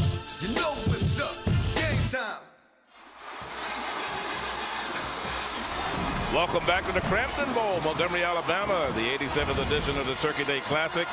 ESPNU College Football presented by McDonald's. And it's 10-0 score here as we get ready to start the second half. It's been a battle of the bands on the field. Kind of interesting in that respect. Now let's go back upstairs to the guys calling the action, Jay and Anish. All right, Charlie, thank you very much. A happy Thanksgiving to one and all. It's the 87th Turkey Day Classic here in Montgomery, Alabama. And Jay, before the game, you gave us your lesson plan for both teams, ready to hand out some midterm grades. Yeah, let's give out the midterm report here. The Belly G, we heard about it, the much ballyhooed Belly G. They did a fantastic job, 120 rushing yards. When the other team knew it was coming, Alabama State couldn't stop it, give them an A. The defense, limiting Alabama State to only 6 first downs in the whole first half, that's a fantastic job. They get 2 A's. Offensively, for Alabama State, 30 minutes time of possession, but right now they're not on pace to get to that 30-minute mark there. They get a C there. And defensively, tackles for loss, I think they've come up with some big plays. They made the fumble down there to keep them off the board. So it's been very interesting there. So those are the grades of the midterm report. If you're looking at the SWAC standings in Alabama State with their victory against Southern, they wrapped up the SWAC East. They had the head-to-head tiebreaker edge against Jackson State. Over in the West, Texas Southern will play Alabama State in the SWAC championship. That's in Birmingham. That's 2 weeks from this coming Saturday. Tuskegee leading Alabama State at halftime, and oh yeah, they've already beaten Texas Southern. What does that tell you? Yeah, I mean, they're playing some good football, and they've got it done. And you know, let's give credit to Alabama State as well. I mean, they came out, started off, you know, fast, won the first 3 games, and they went to that little skid where they lost 3 games, and then they had to win every week, and they won out the rest of the season in order to clinch their berth in the SWAC championship game. And that SWAC championship game will take place Saturday, December 11th at 2 p.m. Eastern. It'll be, as we said, the same Alabama State Hornets against Johnny Cole's Texas Southern Tigers. The Western Division winning Tigers are on a 7-game season-ending win streak. It all started actually with a win against Alabama State, 21-7 right here at the Cramton Bowl. Alabama State trying to return its program to glory, and more importantly, trying to bring some bragging rights back to Montgomery. The SWAC football championship 2 weeks from Saturday on ESPN Classic at 2 p.m. Eastern. Kickoff is coming up next over on ESPNU. Cold. The sun is setting here in Montgomery, Alabama. Beautiful scene. Good job by our camera folks. The Cramton Bowl, the site of the 87th Turkey Day Classic. Alabama State has lost 5 of the last 6, and so far they're not looking so good, trailing Tuskegee 10-0. But in the first half, Jay, you talked about it, they haven't really given you any signs that they're capable of doing anything offensively against this Tuskegee defense. Yep, the one thing that they've got going for them, as poorly as they've played, they're only down by 10 points. Yeah. I mean, normally they could have very easily been down by 17 points, so they're still in the game. But it all starts right now. Let's see if they can make some halftime adjustments, come out and make a stop at the Belly G and get a 3-and-out on Tuskegee so they can jumpstart their offense. They tried a stop-and-go kick there and then ended up doing a regular kickoff. And Tuskegee puts the ball on the ground, but now the line judge saying that the runner was already down. And Tuskegee will start at its own 22-yard line as the second half is underway. Reggie Barlow trying to fire up his troops. He's familiar with this rivalry, not only from his playing days, played at Alabama State, but he was born in Tuskegee and raised in Montgomery and grew up a Tuskegee fan. Look, he's trying to fire him up right now. See, this is what you want right now. You know, if you're a coach, you get a chance to talk to him. You know the belly's coming. What adjustments did you make to stop it? Look at that, just by the coach getting fired up. There's some life in the stands now. The crowd's getting behind her, trying to fire up this Hornet squad to compete in the second half. Out of the eye, it's a run on first down. This is Paisley. Megan Freeman, he lowers his shoulder, he gets 2 yards. One thing I've always liked about coming here to Montgomery doing games, knowledgeable fan base. You know, they've always known how to get their team going, get them started. And by this being a homecoming, you've got not just the current students, but you've got them coming from all over the state. from all over the country to celebrate Thanksgiving with Mama and football with the Hornets.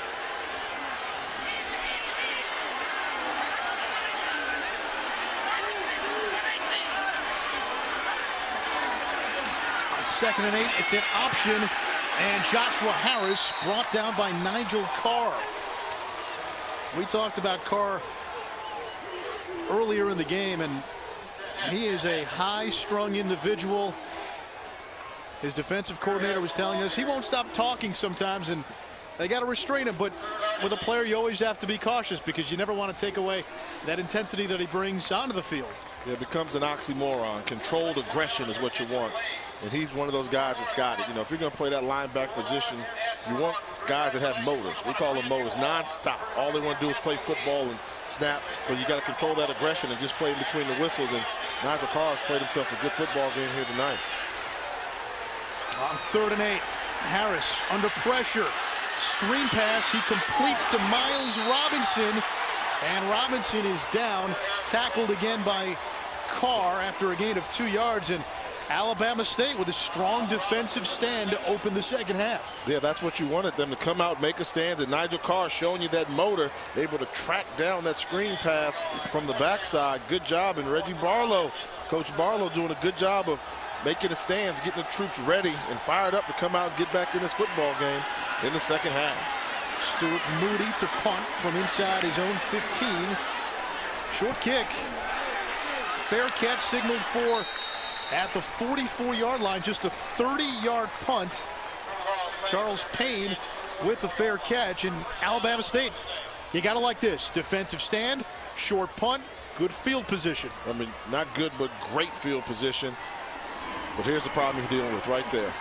They've got shut out in this game last year, got shut out in the first half, so they've got to figure out the recipe for scoring points on this Tuskegee defense. Because right now, defensive coordinator Reginald Ruffin, he's got the ASU number. Devin Dominguez under center. We've seen him out of the shotgun for most of the game. It's Nick Andrews, his top receiver in motion. A run on 1st down, and that seems to happen every time Alabama State tries to run it. They went to Quindarius McKibben in just a short gain. Yeah, 1 yard gain, yard and a half, not what you want. You know, you want 3 or 4 yards so you can kind of put the defense on their heels, keep them guessing. Now they're going with a little hurry-up offense. Dominguez fakes the throw, he'll run. And he's got a 1st down. So maybe that's something they're trying to do, just trying to increase the tempo. Right now you see Alabama State going to a hurry-up offense, not allowing Tuskegee to make adjustments, seeing if they can jumpstart this offense and get them back in the game. Dominguez on 1st down under pressure and taken down. Going to be a loss of 1 on the play. Christopher Williams, his 2nd sack. Look at this block by number 77, Kevin Bryant on the right side. Whoa! He just fell down and allowed Christopher Williams just to chase down the quarterback. He just... What block? Yeah, what block is right? 4 wide here on 2nd and 11, and that was such a problem in the first half. These 2nd and long, 3rd and long situations. Dominguez again. Fumble. Fumbles the football, and Tuskegee looks to have recovered. Yes, they have.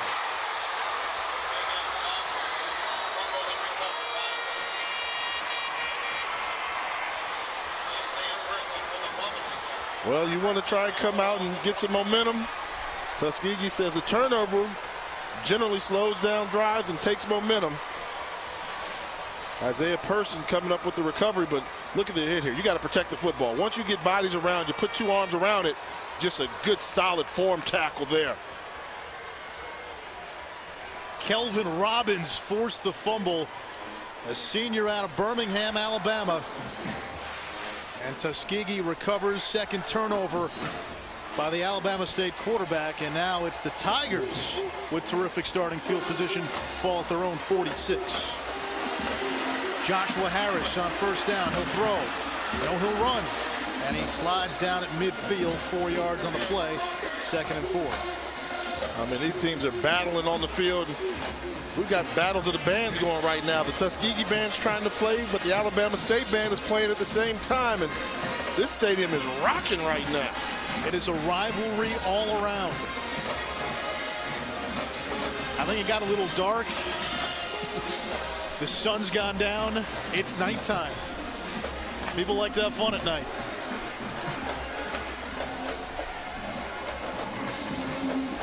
A run here on 2nd down, and that's Paisley.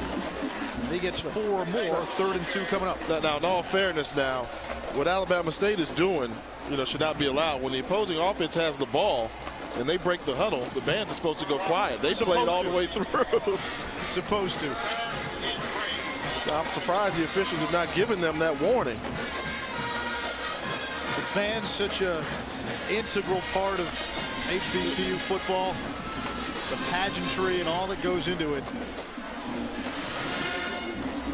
It's a soundtrack. That's what it is.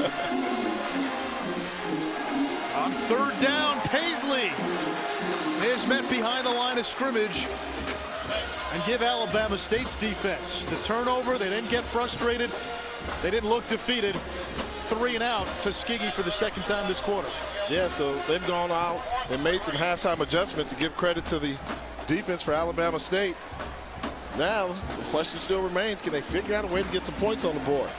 That's been the challenge. They have not been able to move the ball against Tuskegee's defense. Payne and Rickerson back deep. Payne signals for a fair catch. And Alabama State will start at its own 18-yard line. Here on Thanksgiving Day, it's 10-0 Tuskegee in the Turkey Day Classic.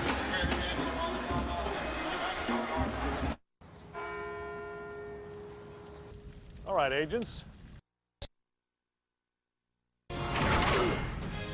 ESPNU College Football is presented by McDonald's. I'm loving it.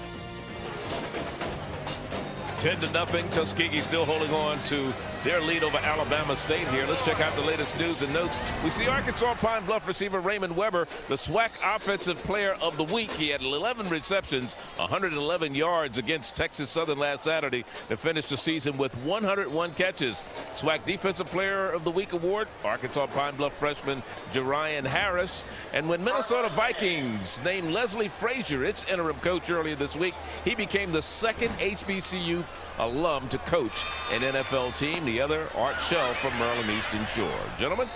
All right, thank you, Charlie. And Leslie Frazier has on his depth chart at quarterback. We know Brett Favre is #1 for now, but Tavares Jackson, who played at Alabama State. Yeah, born and raised right here in Montgomery. He's similar to Barlow. Went to high school here in Montgomery. But Tavares Jackson, many people don't realize, he actually started his career at Arkansas. Played behind Matt Jones and then transferred to Alabama State, made the right move and got to play and got drafted 2nd round by my old team, the Minnesota Vikings. Dominguez sacked again. They need Dontavius Turner with a sack. You think they need Tavares Jackson right now? Would he be the difference in this offense? Could he come in here and score some points on Tuskegee? I was talking to Tim Gale, the beat writer for the Montgomery Advertiser, who does a great job covering Alabama State. And, he said this team really hasn't been settled at the quarterback position since Tavares Jackson graduated and left for the NFL. Yeah, and this is a city that they've had some good quarterbacks over the time. You talk about Darnell Kennedy, one of the all-time greats in the SWAC conference, and then Tavares Jackson. You get spoiled and you take good quarterback play for granted. Having a good quarterback that can throw it, it's not a right. It's a privilege when you get one. Nick Andrews, the reception on the screen on 3rd and 11, but he only gets 3. It'll bring up 4th down. And once again, Alabama State struggling to move the football. Look at their last 4 drives. This one is going to end in a punt as well. So really 5 drives where they just haven't been able to move the ball. And their longest drive, which was 9 plays, only went 22 yards. And that was aided by a penalty, remember. Tuskegee muffed the punt. Alabama State may have recovered. They have. Yeah, Tuskegee's been struggling to field the punts all day. This time here, the ball just got away from him. You see, that's Mark Hughes, and he loses track of the ball. He's on the ground. He doesn't have it. Good job. Corey Schofield redshirt freshman, making a nice play on special teams to recover that fumble. And Alabama State now needs to take advantage. Here they are in Tuskegee territory. I mean, and you don't even need the touchdown. You just got to score. You got great field position. Pick up a couple first downs and, you know, at least make this a one-score game instead of being stuck on being behind by at least 2 scores. Dominguez under center, play fake. Under pressure, he's going to take off. He's got some room. Dominguez across the 35, and he jets out of bounds after a 9-yard gain. So we haven't seen this quite a bit. Now they'll have a 2nd and short. It's been 2nd and long, 3rd and long. That's been the story of their offense so far. Yeah, and it wasn't by design that they picked up all that yardage to get in this predicament. Now, you know, can you run the ball? And I think they've actually lost all faith in their running game. So I would be very surprised if Coach Barlow doesn't decide to throw for it. You know, on these Here's next the catch 22. Ideally, they want to use Dominguez not as a playmaker, but as a game manager. Yeah.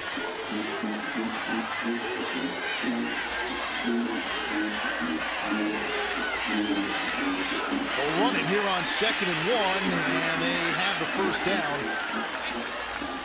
Andrew Pitts, the true freshman, picking up the short yardage. I mean, that's the one there, you know, you need the 2 yards, and I mean, they're struggling to get it. I don't even know if they got it, so they did give it to him, but that was very tough to get that too. So Tuskegee's clearly winning the battle in the trenches at the line of scrimmage. Remember, Tuskegee on that defensive line, number 92, Malcolm Crutchfield, weighs 316 pounds. He eats up a couple of blockers, perhaps literally sometimes. Dominguez, plenty of time, throws, completes. It's Pitts. They didn't get very far, though, just a yard on the play before he was stopped by Kelvin Robbins. Well, that's one where, as a quarterback, you read through progressions, make that a little bit quicker. Get that ball to Pitts a little bit sooner so he can make the catch and then make somebody miss and pick up more yardage. You wait till he gets all the way close to the sideline. Easy for the defensive back to come up and make the tackle for short yardage. There's Pitts again. Finally found a little bit of running room there. 6 yards and 3rd down coming up. But this is more of what Reggie Barlow prefers. 3rd and you're looking at about 2 or 3 here, as opposed to we've seen 3rd and 11, 3rd and 16, 3rd and 25. I mean, they haven't had very manageable situations on 2nd and 3rd down. I was going to say, and that's what most offensive coordinators call it, you know, manageable situations. 3rd and less than 4 yards, very manageable, easily attainable.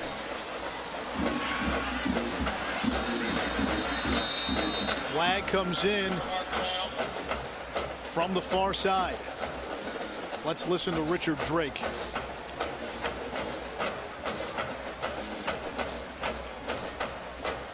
Number 62 of the offense.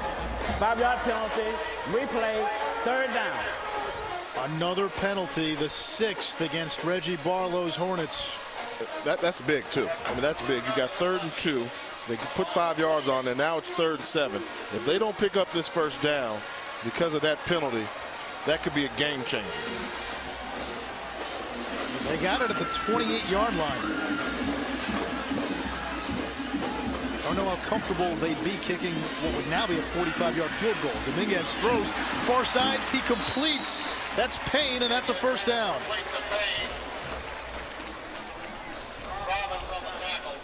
A good pocket here, and you can see Dominguez got comfortable in the pocket, knew where he was going with the football, took the drop, delivered a good throw, good catch. 1st down for the Hornets. Tuskegee still changing personnel, and that one at the feet of the intended receiver. You wasn't expecting it. Well, Tuskegee wasn't ready on defense. Alabama State wanted to looked like they wanted to catch him off guard, but they're blocking. One of the receivers was caught off guard. Watch this. They're blocking. He's going downfield. This is the out route here, which we're taking a look at now. But on that last play, they got up to the line of scrimmage, tried to hurry up and run a play, and the wide receivers were blocking, and the wide receiver got hit in the back. Ronald Belser had no idea what was coming.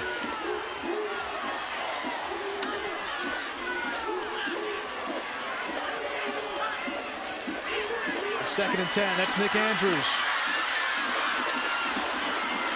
And he's going to be close to another 1st down.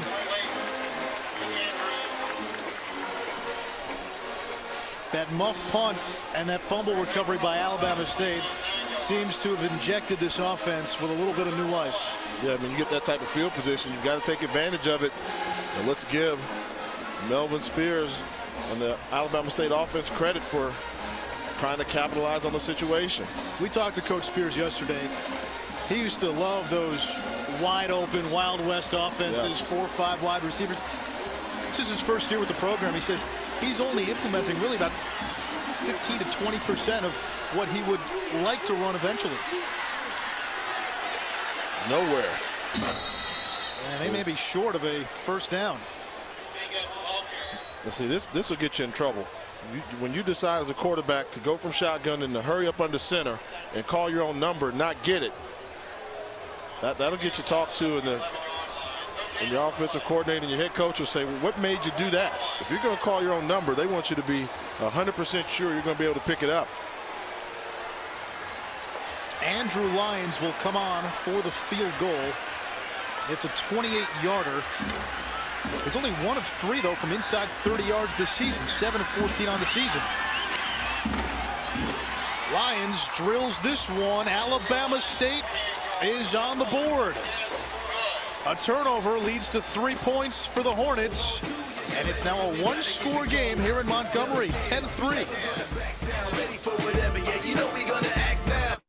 Dad, where does breakfast come from? Mom? In a ESPNU. Alabama State on the board. They recovered a fumble off of a muff punt, and then got a field goal. So it's 10-3. Alabama State trailing here in the third quarter. ESPN, the home court of college hoops tonight. It's Murray State taking on Stanford in the 76 Classic quarterfinals.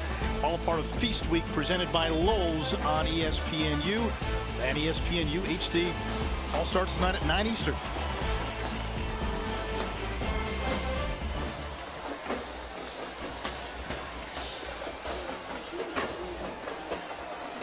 Alabama State will kick off.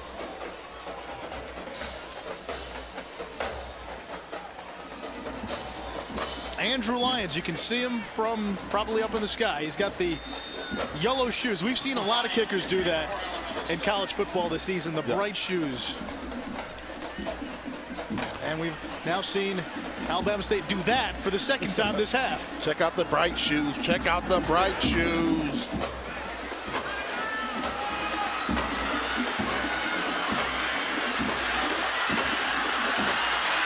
How about Antoine Mitchell? Off to the races, and he's down inside the 35-yard line.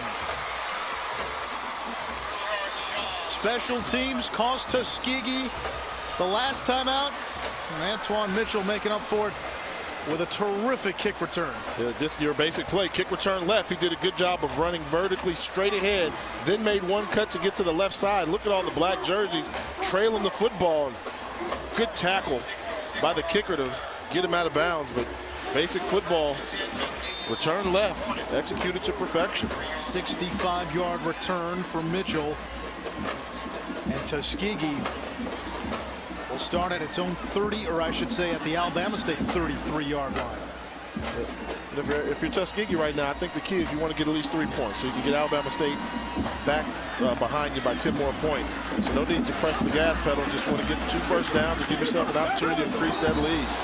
Freeman turns the corner. He was thrown down out of bounds, but that's going to be a penalty. You saw the flag come in. It looked like somebody grabbed a helmet along that near sideline, or a face mask. I think it's holding. Is it holding? Wow. Look at the way he goes down, though. Number 81 of the offense, 10-yard, previous spot. That's not a face mask? First down. That was awfully close to a face mask as well at the end of the play.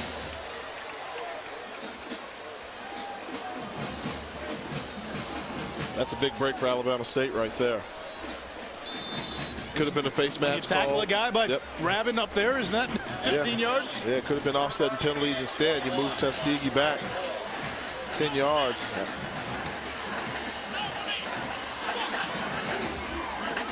Harris to throw on first down, and his pass intended for Philander Browder. Browder was flagged for holding on that last play, 2nd and 20. And that's one of those throws that Coach Slater talked about where Harris has to take something off of it. You've got a guy that's running a wide receiver running a crossing pattern 6 yards away from you. No need to throw it with 100 miles an hour. Tone it down to about 50 miles an hour. Give him a good catchable ball in stride so he can run across the formation and pick up some of those yak yards, those yards after catch yards that good receivers like to accumulate. Harris out of the shotgun again here on 2nd and long. Low snap. Looking over the middle, and it looks like it's incomplete. Nearly intercepted, though. Ooh, that was close. That was Donovan Maslin. Guy they call Little Big Man, just 5'8", 160. Now he comes limping off the field. But a good defensive play. One thing Alabama State does, they play the pass well. Oh, very well. You know, they've got some guys back there that can pick off passes. You know, you talk about Kewan Riley, 7 interceptions from the safety position, and then not to be outdone, you've got cornerbacks that come up with interceptions as well. So, and that's where the senior leadership on this team is. This is a young defense as well. They only have 2 senior starters, and they're in the defensive secondary. 4 wide here on 3rd and long. There's the pressure. Ball is tipped, and it's nearly picked off. The interception was dropped by Jimmy Daniels. They have guys in the secondary who can catch the ball. They don't have guys on the D-line who can catch the ball. That's asking a lot. Yeah, good recognition here. Once you see him coming for you, jump, leave your feet, and Jimmy. Oh! Jimmy Daniels, you got to have that one. That could have been your big moment to shine. Would have been telling the kids about that. 2010 Turkey Day Classic. Yes, sir. Down 7, needed a big play. Stuart Moody, good kick here. Jaquez Rickerson signals fair catch. Alabama State will start at its own 9-yard line when we come back, but they hold Tuskegee after a big kickoff return. 10-3 here on Thanksgiving Day. Game time.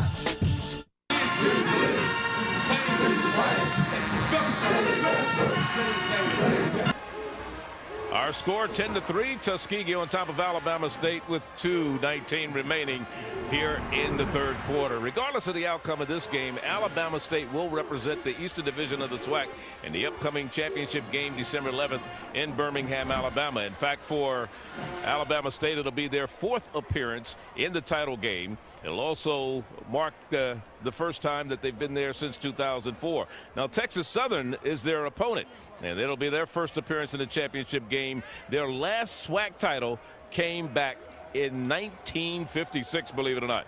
And then the 12th edition of the Pioneer Bowl will take place on Saturday, December 4th. That'll be played in Columbus, Georgia. Fort Valley, representing the SIAC, taking on St. Augustine from the CIAA. The SIAC holding a 9-2 edge in the Pioneer Bowl series. That was our Lexus Road Ahead. All right, Charlie, let me ask you this, and it's kind of something we're not talking about. Texas Southern's in the championship game, right? Yep. Texas Southern head coach is who? Johnny Cole. Where did Johnny Cole have a lot of success? Right here at Alabama State. I didn't say it. You said it. You think the folks in Montgomery aren't kind of aware of that there? I'm sure they are. You know, it's going to be very interesting to see that championship. And plus the fact that Texas Southern has never played in the SWAC championship game. And it's been, what, 40, 50 years almost since they've even won a SWAC championship. Yes. Another run on 2nd down. And that's 15, Ronald Belser. You know, I think, you know, Nish should go back to what I was discussing with Charlie. The one reason why that works down at Texas Southern is Johnny Cole's an alumnus of Texas Southern. And I think that's one of those trends where it seems to be when you get guys that went to the school, they seem to care about school a little bit more. Case being Reggie Barlow. You know, Reggie Barlow here. You know, when you go there, you know what it takes to win, and you can figure things out. So, you know, that's one of these new trends you're starting to see more of within the black college ranks. Alumnus is coming back to the school and taking over as head coach, and I think that's a good thing. Play action on 3rd down. Out of the backfield, this is Andrew Tate. He's got a first down for Alabama State. 14 yards. Go back to your point. We talked to Reggie Barlow yesterday. One thing he brought up that I thought made a lot of sense. He played in the NFL, was a prolific return man, won a Super Bowl, played for more than a decade in the league. And kids, you sell them on education, you sell them on getting a degree, but if you play football at any level, and you can probably speak to this, Division II, FCS, FBS, whatever it might be, that dream, that lure of the NFL is always there. And if you have a guy from a small school who says, hey, listen, I did it and I went here. Yeah. Recruiting-wise, you're telling me that doesn't have any leverage? I mean, the key, I think, when you look at going to some of the smaller level schools, you want to know that if I go there and I do well, will I have a chance? Will I get noticed? Will I get an opportunity to make my dream come true? And, when you got the Eddie Robinsons that went to Alabama State and they made it to the NFL. Yourself? When I went to Howard University, I knew before I signed to go to Howard, they had guys that had made it to the NFL. And I think as a recruit, they often see that. You can't tell them, just a student athlete. Everybody has a dream, wants to be a professional football player. I think we all have those dreams, and some of us are crazy enough to believe those dreams are going to come true. Right now, Reggie Barlow is hoping that he's crazy enough to believe that his team can come back and win this game. 10-3, we're going to the fourth quarter in Montgomery.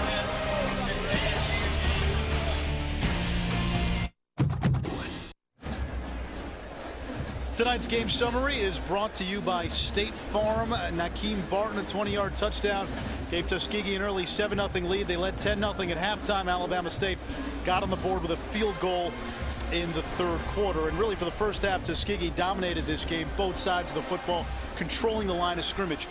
Alabama State, their defense, they were backed a few times, had to deal with a short field.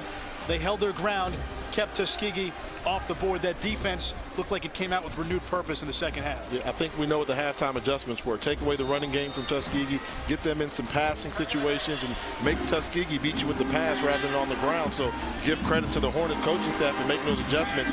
Plus, they've enthused this defense, this team, to get out there and play fired up and try and get back in this football game. Now it's on Alabama State's offense as Devin Dominguez fires one incomplete. 3rd down and 8 coming up. And Alabama State's defense has kept him in this game. This could have been a lot worse. There were a few sort of tipping points, but they didn't allow things to tip over. The offense has to do something, and they have not really been able to get any sort of consistency moving the football against Tuskegee. And they're facing another 3rd and 8 yards, and they just first and second downs have almost been a complete waste for this team. And they've got to figure it out, and they've got to grow up and mature. At this stage of the game, your offense should be clicking on all cylinders. Dominguez gets rid of it. He's got a receiver, and he's got a first down. That's Payne, a 20-yard gain. And Charles Payne is having himself a nice ball game. Yeah, I mean, that's a great pickup on the screen there, but you can't rely on, deception in order to get first downs. You'll get away with it every now and then, but don't build a foundation on your offense and doing so much misdirection. And once again, they keep doing that play. And, as a quarterback, you've got to take responsibility for that. If they're not hearing the call, and I can understand one time, but that's been 3 times in this game, he's thrown the ball and hit a guy in the back that was blocking. There is a flag on the play. Richard Drake's the head referee. False start, number 2 on offense, 10-yard penalty, 5-yard penalty, repeat, first down. So Payne, who had that 20-yard reception, flagged for the false start penalty. And now 1st and 15. And again, 1st and 15, 2nd and 12, 3rd and 11. That more than anything is impeded this Alabama State offense. And watching this game, remember when we talked to Coach Barlow, he said, there were several times this year where they were tempted to pull Dominguez. And he wanted to just let him play himself through it. I mean, this is one of those times where do you say, this late in the year, do you start to make that adjustment? And maybe he can learn from a series on the bench to let somebody else go in there and maybe do some things, because it's just not there. C.C. McWilliams, that last catch good for 7 yards. They had that 3-game losing streak in the middle of the season after they won their first 3, and Barlow told us he would do that with Dominguez. Pull him, put him back in, pull him, put him back in. That time Dominguez fires a strike, and it's good for a first down. But there's laundry on the field, a flag back at the 44-yard line. If the play holds, it'd be good for 18 yards.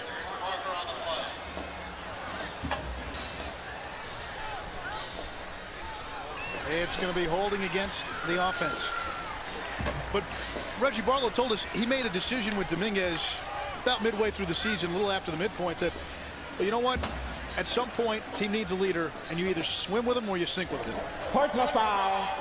Number 7 of the offense with a blow to the head. 15-yard penalty. Remain first down. That's Taron Jones, so not a holding, but a personal foul. And well, when you're trying to come back and your offense has had struggles, that's the last thing a head coach wants to see. Yeah, self-destruction. I mean, you get your quarterback fired up after making a mental error in the last previous possession. He throws a nice strike, picks up the first down, and a personal foul. Taron Jones, number 70, just turned 19 2 days ago. Dominguez escapes the pursuit. He's got a couple blockers upfield. That's a big chunk of those lost 15 yards back on second down, and it'll bring up third and about 11. 14 yards on the play. So you see the mobility there once again, by Dominguez, but that penalty sets you back, so you get a good long run by your quarterback, and you look up and you're still looking at 3rd and 12. And to go back to that last point of do you play him, do you pull him? Reggie Barlow actually told us Phil Jackson, Lakers coach, former Bulls coach, was his inspiration. Remember how Phil wouldn't call timeouts and would let his team play through it. Dominguez here fires over the middle, ball is tipped, and it is intercepted by Kelvin Robbins. Robbins returns it across midfield. He could go. He stumbled. Robbins now cuts back to the middle of the field. There is a flag on the play. Robbins finally taken down. But there is a flag, 2 flags in fact, one at the 45 and one at the 49-yard line. And there's also an injured player on the field, Charles Payne.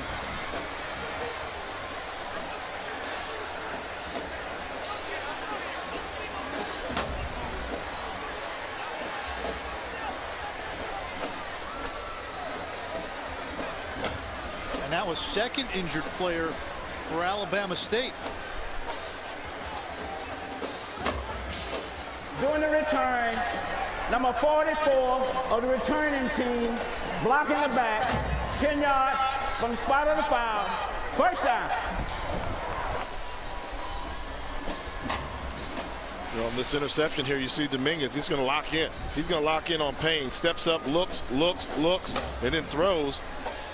The defensive back just jumped all over it to get that ball in the air. Kenneth Baker did a good job, and then got help from Kelvin Robbins coming over to get it. And good return there, showing the athleticism. Looks like, think he might have played a little running back in high school, maybe. Robbins is a linebacker, 6'1", 205, built more like a safety.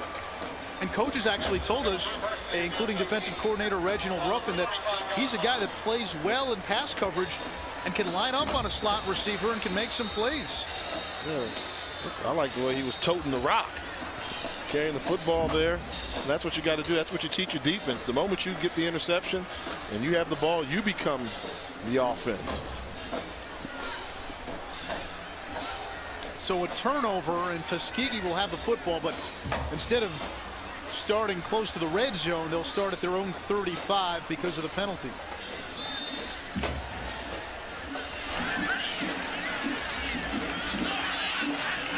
Reggie Barlow having some words with the field judge. Akeem Barton on first down, man at the line of scrimmage, and he maybe got a yard. Draquay Everett, the first to get his mitts on.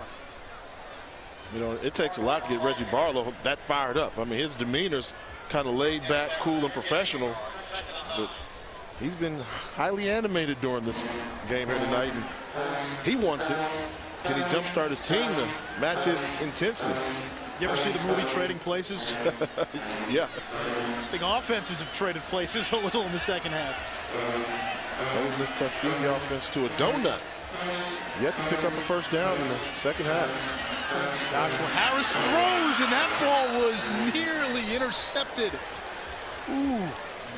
Donovan Maslin, he read that all the way. Yeah, you know, you make this, you go late to the outside, you miss that pass on the out route on the inside, That can be pick six easily all day. Very fortunate Maslin didn't catch that ball cleanly. I think Maslin knew it could have been a pick six. Yeah, the defensive backs get excited when they see that coming. It's like a giant turkey leg right at you. 3rd and 9. Tuskegee still looking for its first down of the half. Harris under pressure, and he gets rid of it. He completes to Mitchell. Mitchell uses speed. There he goes. Antoine Mitchell finally taken down by Rickerson, who saved a touchdown. But it'll be 1st and goal for the Tigers. A 60-yard reception by the senior out of Atlanta, Georgia. Did you see him turn on the Jets? I was convinced Harris was going to run, but he bumped into his own guy. Looked up, found Mitchell. Look at this. Phew! This is speed on speed. There's second gear, and then Rickerson. Look at Harris. Hits the guy, then looks up. And he turns on the Jets, and he's outrunning the defensive back's angles there. This good old-fashioned foot race. Good job by Jaquez Rickerson to have the speed to keep up with him, just to push him out of bounds. Rickerson played at Florida for Urban Meyer. You know, Urban Meyer likes to recruit guys who can run. Who can run. So now 1st and goal. Here's Barton, big surprise. He gets down to about the 2-yard line. Barton is the finisher for Tuskegee. They get close, they pound it to him. He's got 1 touchdown in the game so far. He has 18 rushing touchdowns in the season, 19 TDs overall.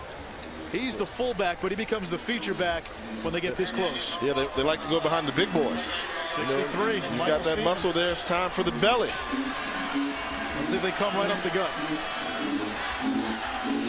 Tight end Robinson in motion. Barton up the middle, but he stopped shy of the end zone. 3rd and goal. See, it's the adjustments. I think what Alabama State has decided to do, rather than take on the Tuskegee offensive line, you know, man for man, they're just stunting.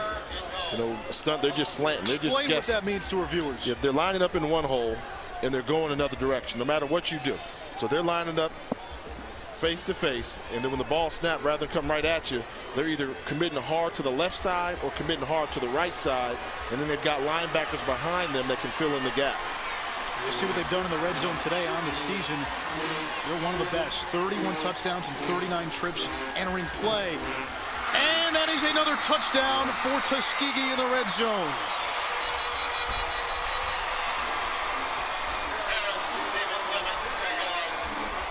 Stephen Clements, the tight end, off the little play fake. Fake the belly, look for your big target, and good concentration. Way to grab that ball and snatch it out of the air, away from the oncoming defender. What do you make of the play call there by Willie Slater?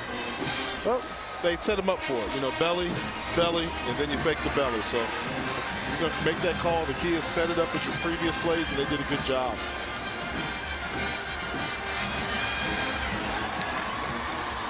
Murillo's point after is good. It's the oldest rivalry in black college football. Thanks to a touchdown pass from Joshua Harris, Tuskegee looking to win this one for the 6th time in 7 years.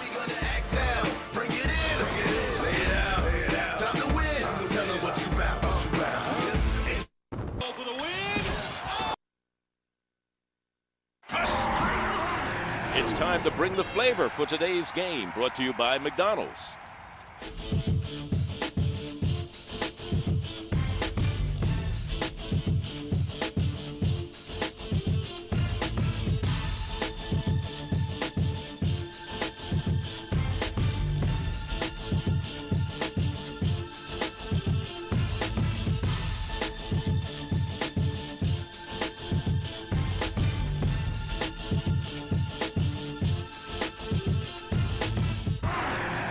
That was McDonald's bringing the flavor. 17-3 Tuskegee. That young man, Stephen Clements, first career catch, first career touchdown, a true freshman, and boy, to do it in a rivalry game in a key moment. How many phone calls is he making tonight? On TV too. Whole family's watching together. Do people make phone calls anymore? It's text messages, text right? message. An inbox is going to get blown up, as they say. Jaquez Rickerson from his own 10-yard line. He fumbles the football, but Alabama State recovers. Ooh. Later tonight, catch the final 2 episodes of The Battle on ESPNU. Get an inside look at the HBCU marching band world. The show goes further into the training, discipline, heart and soul of the competition that are the classics. It's The Battle, presented by AT&T on ESPNU tonight at 7 and 7:30 Eastern. And we saw a little battle between the bands at halftime. How about this? The Tuskegee band on the field. And Here Alabama comes the State, Alabama State band. Charlie, you were down on the field. You saw it. What happened? Well, Alabama State said, hey, we can't wait till you get off the field. We've got a show to do. And they came on and right in the middle of Tuskegee being on the field and started their show. Kind of interesting. And they continued it in the stands. Here we go. Nick Andrews turns upfield, pushed out of bounds inside the 44-yard line. So that was the battle between the bands. Right now, it remains to be seen if Alabama State can battle back. You would think they would need a touchdown here to have a chance in this football game.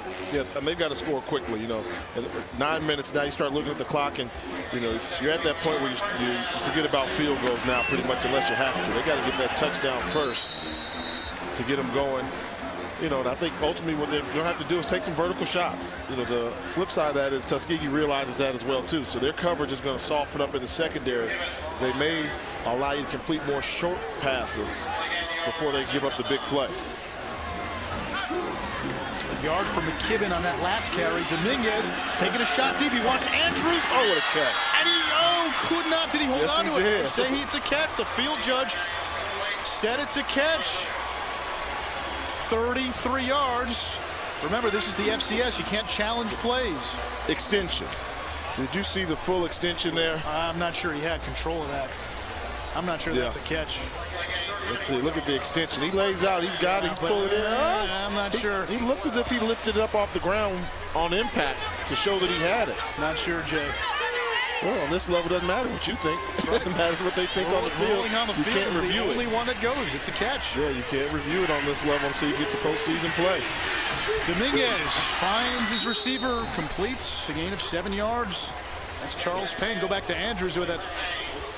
Let's call it a catch now. Yeah. He's the go-to receiver. Him and T.C. McWilliams. McWilliams has been banged up. He's been quiet in this game, but Andrews is the guy. All conference a year ago. He and McWilliams combined have more than half the team's receptions. 2nd and 3. You mentioned the need for a quick score. Look at this formation. They're lining up on the top. 4 receivers to the top of your screen in bunch formation. Dominguez, he's going to go the other way. He's got an angle. Touchdown, Alabama State.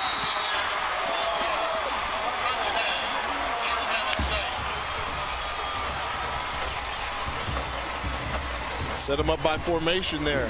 Put 4 wide receivers on the left side. Let them worry about what you're doing on that side of the football. Then come back, find a running lane, and a crease to your right. Nobody there to tackle them. Touchdown, Hornets. It looks like that Hornet offense coming out of hibernation. Question is it too little, too late? They still have time left. 8:08 to play. It's 17-10. It's the quarterback, the former baseball player, Devin Dominguez, giving Alabama State a little bit of life.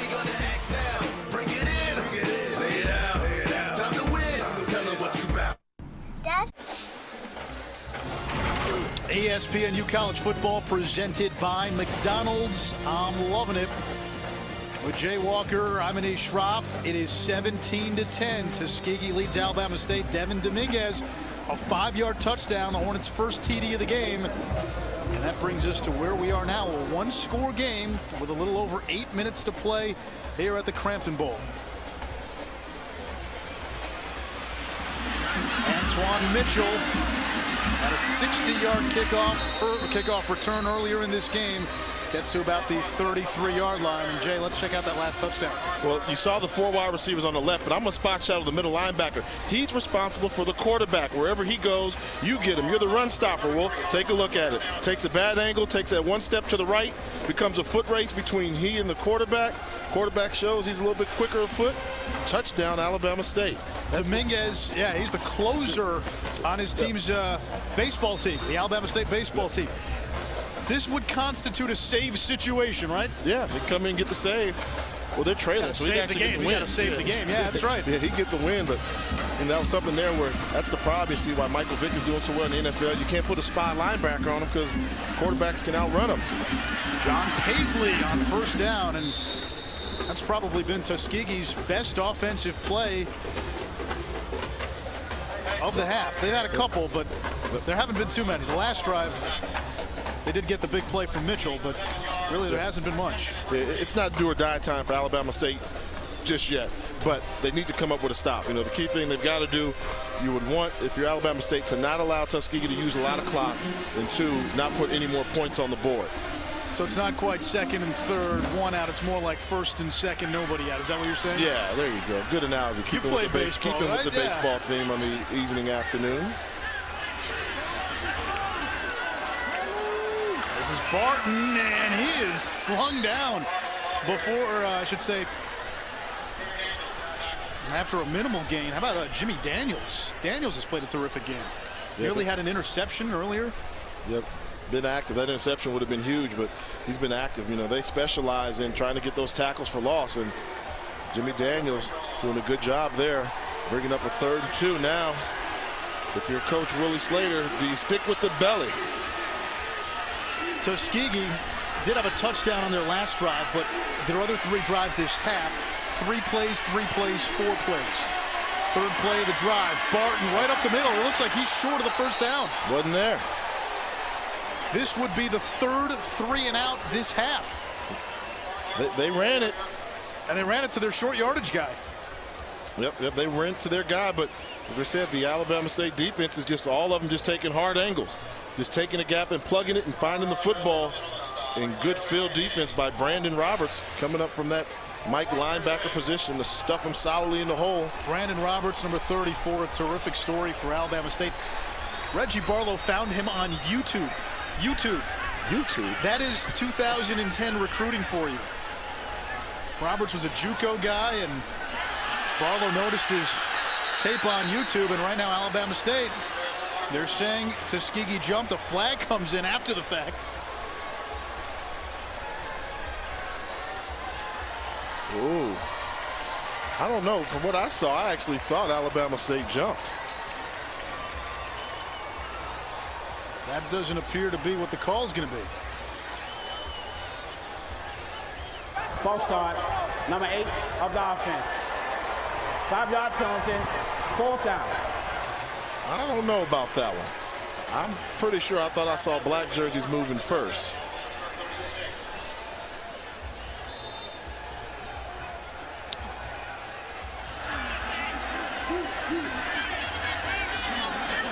Moody to punt it away.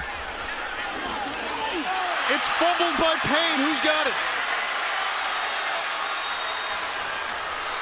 Tuskegee saying they have the football.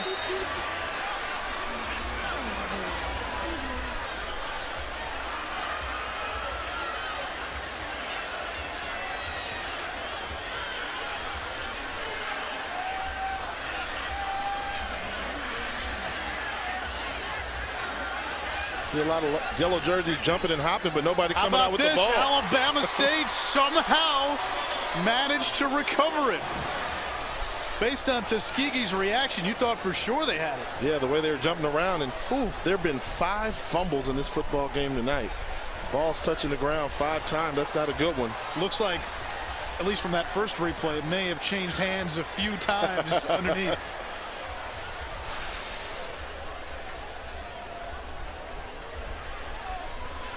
So Reggie Barlow's Hornets still have a pulse. Just when that EKG meter starts to dip a little bit. Little electric shock. Yeah, they're not flatlining yet. No. they've had the long buzz. Although I'll tell you what, but Coach Barlow's heart rate is probably going up and down. And we've been saying this since it seems like the second quarter. They're still only down by 1 score. They're still in it. All right, Jay, the last drive, Alabama State was able to move the football. What do they do in that drive that they didn't do pretty much all game? They tried to get the ball to their playmakers and let them make plays. Nick Andrews made a spectacular catch to really spark that drive, and then they allowed their athletic quarterback to get on the perimeter and run just like he's doing right now. Dominguez gets to the outside, gets out of bounds, gets 4 yards. Another thing we're seeing in the second half, not as many second and third and long situations. Yeah, they've done a better job utilizing their first down opportunities. Less penalties, too. Yes. But I still say, though, it seems as if Nick Andrews had the ability to get by his defensive back. Why not go back to it? You get one-on-one coverage out there. All you do is just tell Nick, if it's well covered, just make sure the defensive back doesn't make the interception, but I'm going to give you a chance to make a play. Andrews in motion, top of your screen. 2 backs, McKibben and Tate. This is McKibben. Ooh. He ran right into a roadblock, and Kelvin Robbins got him first. Gain of just a yard. 3rd down coming up. Yeah, I mean, the hit is one thing. Watch the finish. Boom! Damn. Bam, and into the turf. Robbins, he's played a terrific game. He's got an interception. Had a couple of nice plays against the pass, against the run. Big hit there. Alabama State has all 3 timeouts, but this is a big 3rd down. They need to get to the 44. Dominguez throws, and it's incomplete. Payne had to reach back for it, couldn't haul it in, and decision time for Reggie Barlow so far. We haven't seen the punt team. Now the punt team's coming on the field. And it looked like Barlow wanted a flag on that play. Looked like the ball was behind the receiver.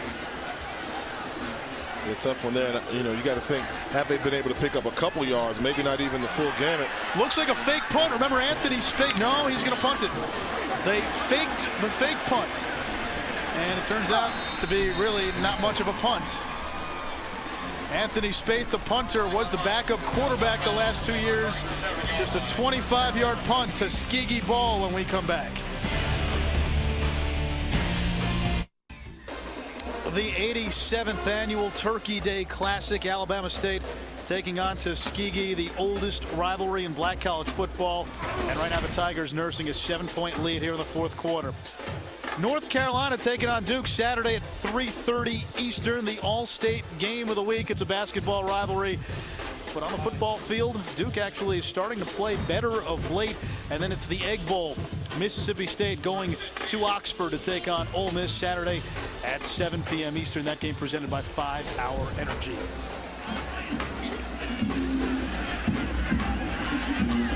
Joshua Harris throws downfield. He's got a man wide open. Antoine Mitchell, 19 yards and a 1st down.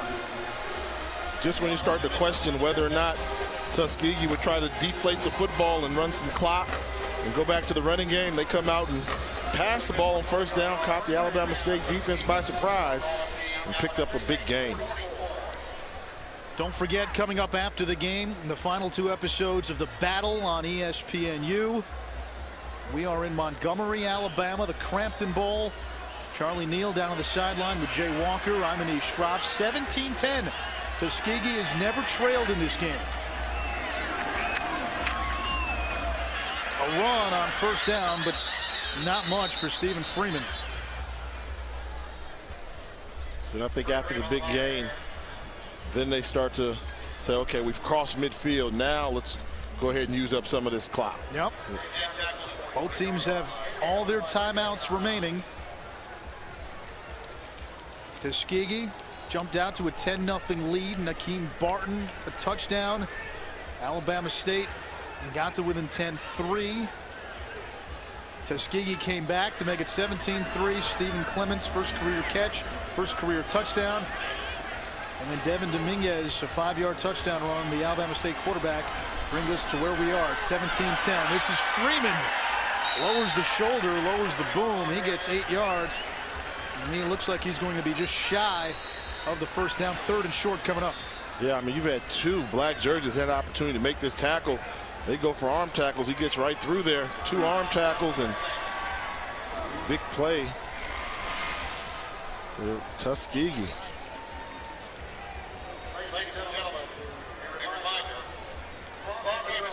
Once again, we remind you the final 2 episodes of The Battle on ESPNU.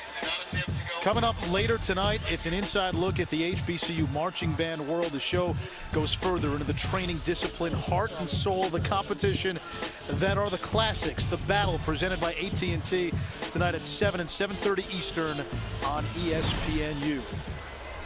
I've been waiting to ask this one all night. All right, what is it? You were there, Charlie. Yes, I was. At the Battle. You know, that the whole promo's been about the Battle. Florida Classic, Florian and Bethune-Cookman. FAMU showed out. Whoa, yes, they must have really done it, because you went on the line to say that they beat them. They showed out. They had one whale of a halftime show. I have to give it to them this time. Alabama State used its first timeout, so it's 3rd and 1. A battle between Reggie Barlow's Hornets and Willie Slater's Tigers. The oldest rivalry in black college football. Tuskegee has won 5 of the last 6. They lead in the all-time series. For the Tigers, this is their last game. For Alabama State, they'll still play in the SWAC championship, but this right here could be the biggest play of the game. 3rd and 1. Barton right up the middle. 2nd effort. No, sir. He is going to be short of the first down. Wow, what a stop here. They went to the belly. Couldn't get there, ran into his own guys, and good job by the guys that were already on the ground and just grabbing the running back's legs and slowing down that 2nd effort. Alabama State uses its 2nd timeout, so the clock stopped with 2:38. Decision time here for Willie Slater. Do you go for it or do you punt? Considering where you are on the field and you've crossed the midfield, I think you go out and you challenge your offense. You say 4th and 1 yard. Go ahead and get the 1 yard. Belly G? Belly G. Well, they seem like they're on the belly G. Maybe belly D or E if you've got that in your repertoire. But considering where they're on the football field, I think you go out there and you try and win the football game right now, 1 yard. Tuskegee 8 of 14 on 4th down this season. And remember, they do have that mammoth offensive line. 4 linemen weighing over 300 pounds. And this is a D2 football team in Tuskegee, and they've got their center, number 63, Michael Stevens, 6'6", 384. Coaches told us he's closer to 400 pounds. And that belly G play, where's that designed to go? Right up the middle. Right up the middle, but very important if you're Alabama State. There's Stevens. Yeah, he looks every bit 400 pounds, doesn't he? Yes, he does. But they're going to go for it. Keep an eye on your keys. Don't get too overly aggressive. They may come out with deception and decide to go for the home run ball in this situation. So Alabama State must play sound defense. Barton, the fullback, in the eye. They toss it instead, and Freeman gets the first down.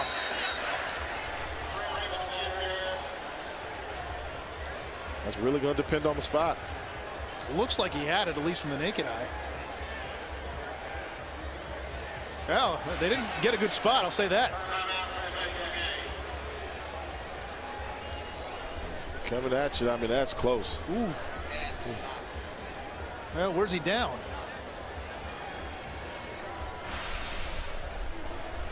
All right, here comes the chain gang.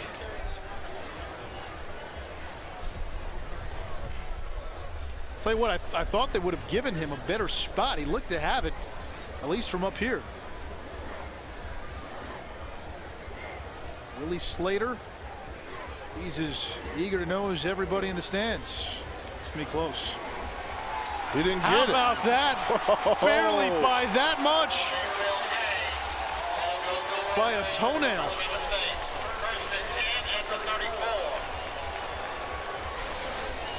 Whoa, they went with the sweep on the outside. He had to get to the 34. And I mean, again, I don't think he got a great spot. It was close. What do they say, right? Fight for that inch. Yes. That inch. And boy, this game really could come down to that inch. What a stop there. And see, that's the problem with Tuskegee. They just, you know, when you've got a team that you appear to be better than, if you let them hang around, sooner or later they figure out ways to score some points. Alabama State, they've done well in close games this season. 2:31 to go. They've got one timeout. Dominguez throws to Andrews near sideline. 11 yards and a first down. That'll stop the clock. And they only took off about 5 seconds there. And I like what they're doing. They're really deciding to spread out the Tuskegee defense, going with 5 wide receivers, single quarterback in the backfield. And he's just looking for matchups. And now they put the guy in the backfield for extra protection. If he gets one-on-one, down here on the left side of your screen, he's going to keep coming here. Back to Andrews on first down, and Alabama State into Tuskegee territory. Yeah, and they're going to continue to do it. If they don't want to change personnel, and you can get the one-on-one matchup, then that's what the side they're going to throw to. Now, Tuskegee's made the adjustment. They brought a safety over on this side of the field. So now, look at Dominguez to exploit the left side. Dominguez over the middle of the triple coverage. And is it intercepted? No, it's incomplete. Boy. Ooh. There were too many yellow jerseys around there. They all went for the ball. Initial ruling was incomplete, but Tuskegee saying it was a pick.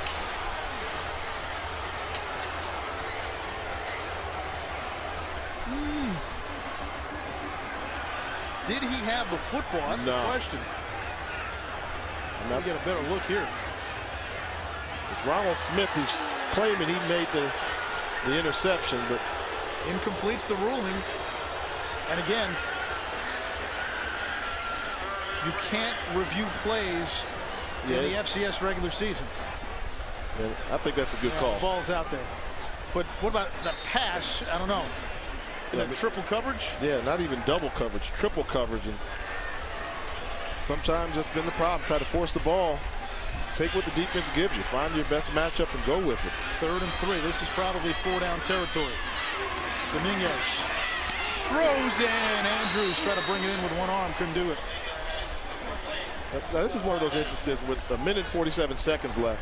If you don't have a wide receiver that's wide open, take off running.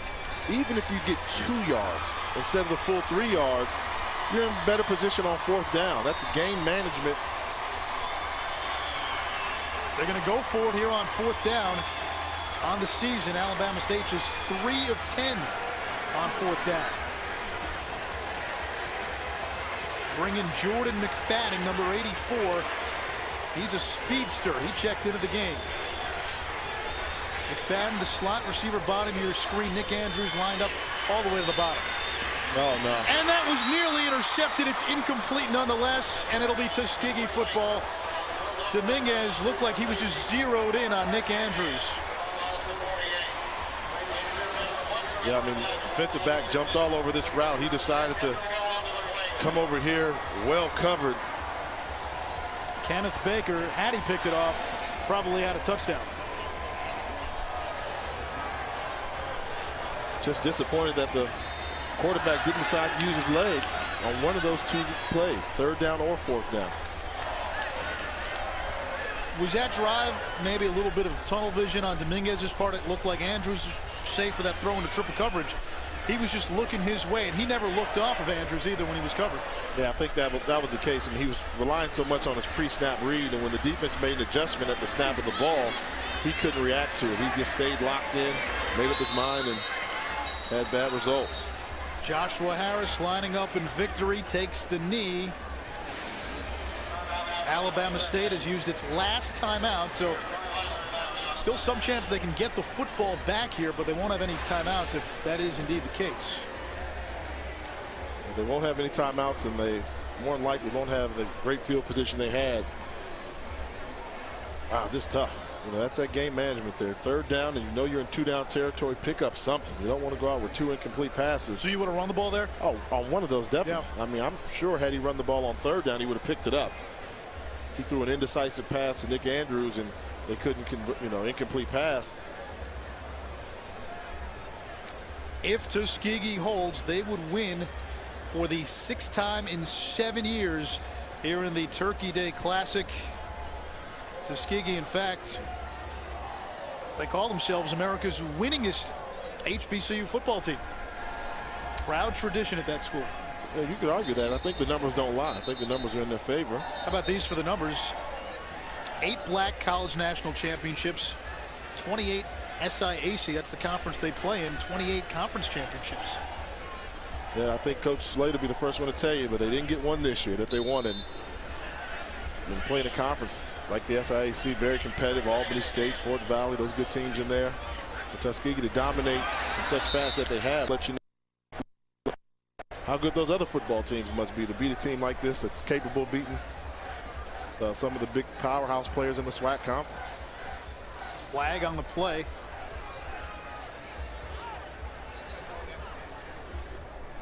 Offside, defense. Alabama State jumped off sides. Don't forget, stay with us for the Lexus post-game report, and right after that, it'll be the battle here on ESPNU following our broadcast. Another kneel down by Tuskegee as they're just trying to run out the clock.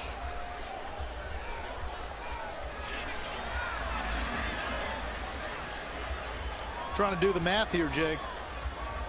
They may get the ball, but probably with no time left. That seems to be the case.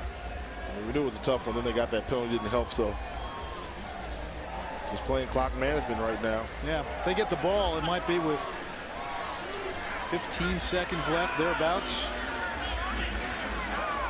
Play clock down to 2. And I think Tuskegee is going to use a timeout here. So Tuskegee burns its first timeout of the half. They have a 17-10 lead, 55 seconds. The Tigers, again, looking to win the 87th annual Turkey Day Classic, the oldest rivalry in black college football. Alabama State, their season isn't over. I'm sure they would have liked to have won this rivalry game, but they still have one more game, the SWAC championship. They'll face Texas Southern in Birmingham on December 11th. That's 2 weeks from Saturday. And that game will be on ESPN Classic at 2 p.m. Eastern. And if you're Tuskegee, maybe you make the trek to Birmingham. And once that game is over and they're presenting the trophy, you say, well, I believe that trophy belongs to us, because Tuskegee, if this outcome holds, can say that they've beaten not only Texas Southern, the SWAC West champ, but again, if the score holds, they can say they also would have beaten Alabama State, the SWAC East champs. And I think this helps solidify Albany State's place atop the Sheridan top 10. Yeah, you know, Albany State beat Tuskegee. Tuskegee's got some good quality wins on the year. You know, I think Tuskegee's only 2 losses. I mean, Fort Valley State and Albany State, yep, 2 of the better teams, yeah, in their conference, and 2 playoff teams, as you said. Yeah, so I think you know, I think the key becomes that, and you know, the only way that Albany State could get jumped, I believe, would be, you know, they lose this weekend in the playoffs, and South Carolina State or Bethune-Cookman make a deep run in the FCS playoffs. Tuskegee takes a knee, so this will probably run the clock down to about 14-15 seconds. It's 4th down. So Alabama State, if they get the ball, might have one play. And it looks like Tuskegee just going to take the delay here, I would imagine. They take the delay, then punt the ball off. You know, tell your punter, kick it out of bounds. And as high as you can.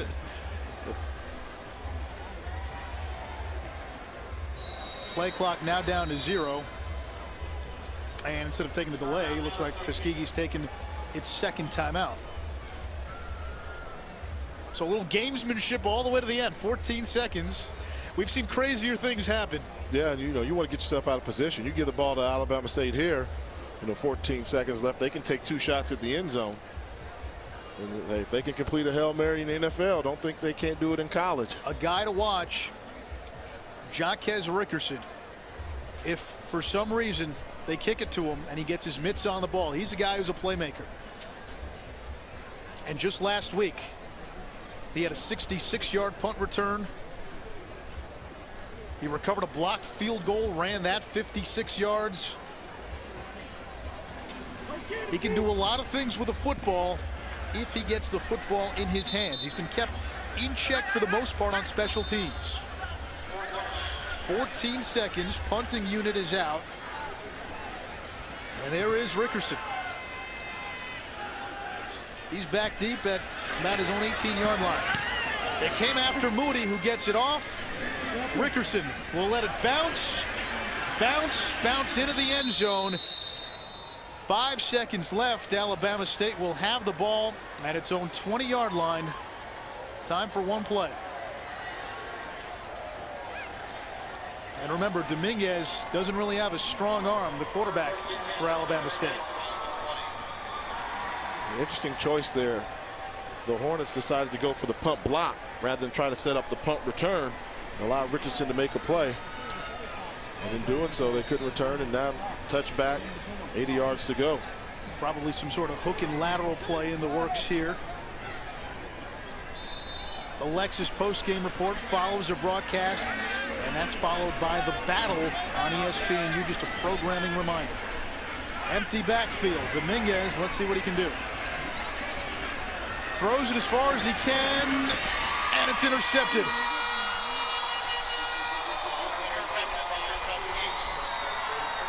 Ronald Smith with an interception, and Tuskegee has won the 87th annual Turkey Day Classic, 17-10. The Tigers hold off the SWAC East champion Alabama State Hornets.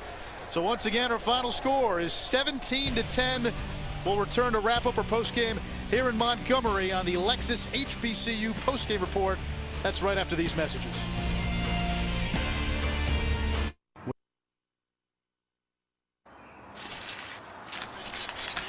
Tuskegee 17, Alabama State 10. Welcome to the Lexus HBCU postgame report.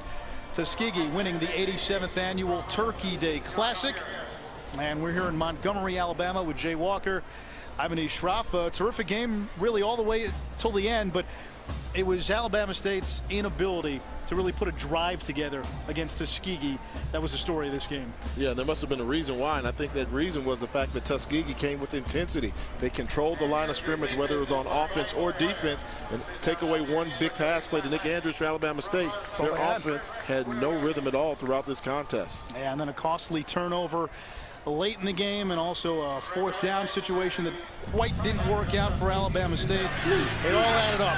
It started with this. Nakeem Barton, he's the bruiser, but 20-yard TD run. Yeah, that's what got it going with that belly G play they like to run. And then the interception right here. Ball got popped into the air. Good job by Tuskegee to come away with the interception. And what do good teams do? Once they get turnovers, they figure out a way to finalize and cap the drive. Fake the belly G. Pop pass to the tight end there to give them a lead. They were running away with it. Then on 4th down, big stop by the Hornets. They had hope, but on 4th and 4, incomplete pass, ball game, Tuskegee. Tuskegee wins it 17-10. Alabama State, well, season not quite over for them. They got the SWAC championship. They'll play Texas Southern. Although I guess we can crown Tuskegee the unofficial SWAC champs because they've now beaten both these schools. Yeah, good football team. Willie Slater has a lot to be proud of. And this Alabama State team, their best football's ahead of them. They're a very youthful football program. Well, that's it for this HBCU Alexis postgame report. Coming up next, it's the battle presented by AT&T. That's coming up next here on ESPNU. For Jay Walker, Charlie Neal, and our entire ESPN crew, this has been a presentation of ESPN, the worldwide leader in sports. So long, and happy Thanksgiving from Montgomery, Alabama.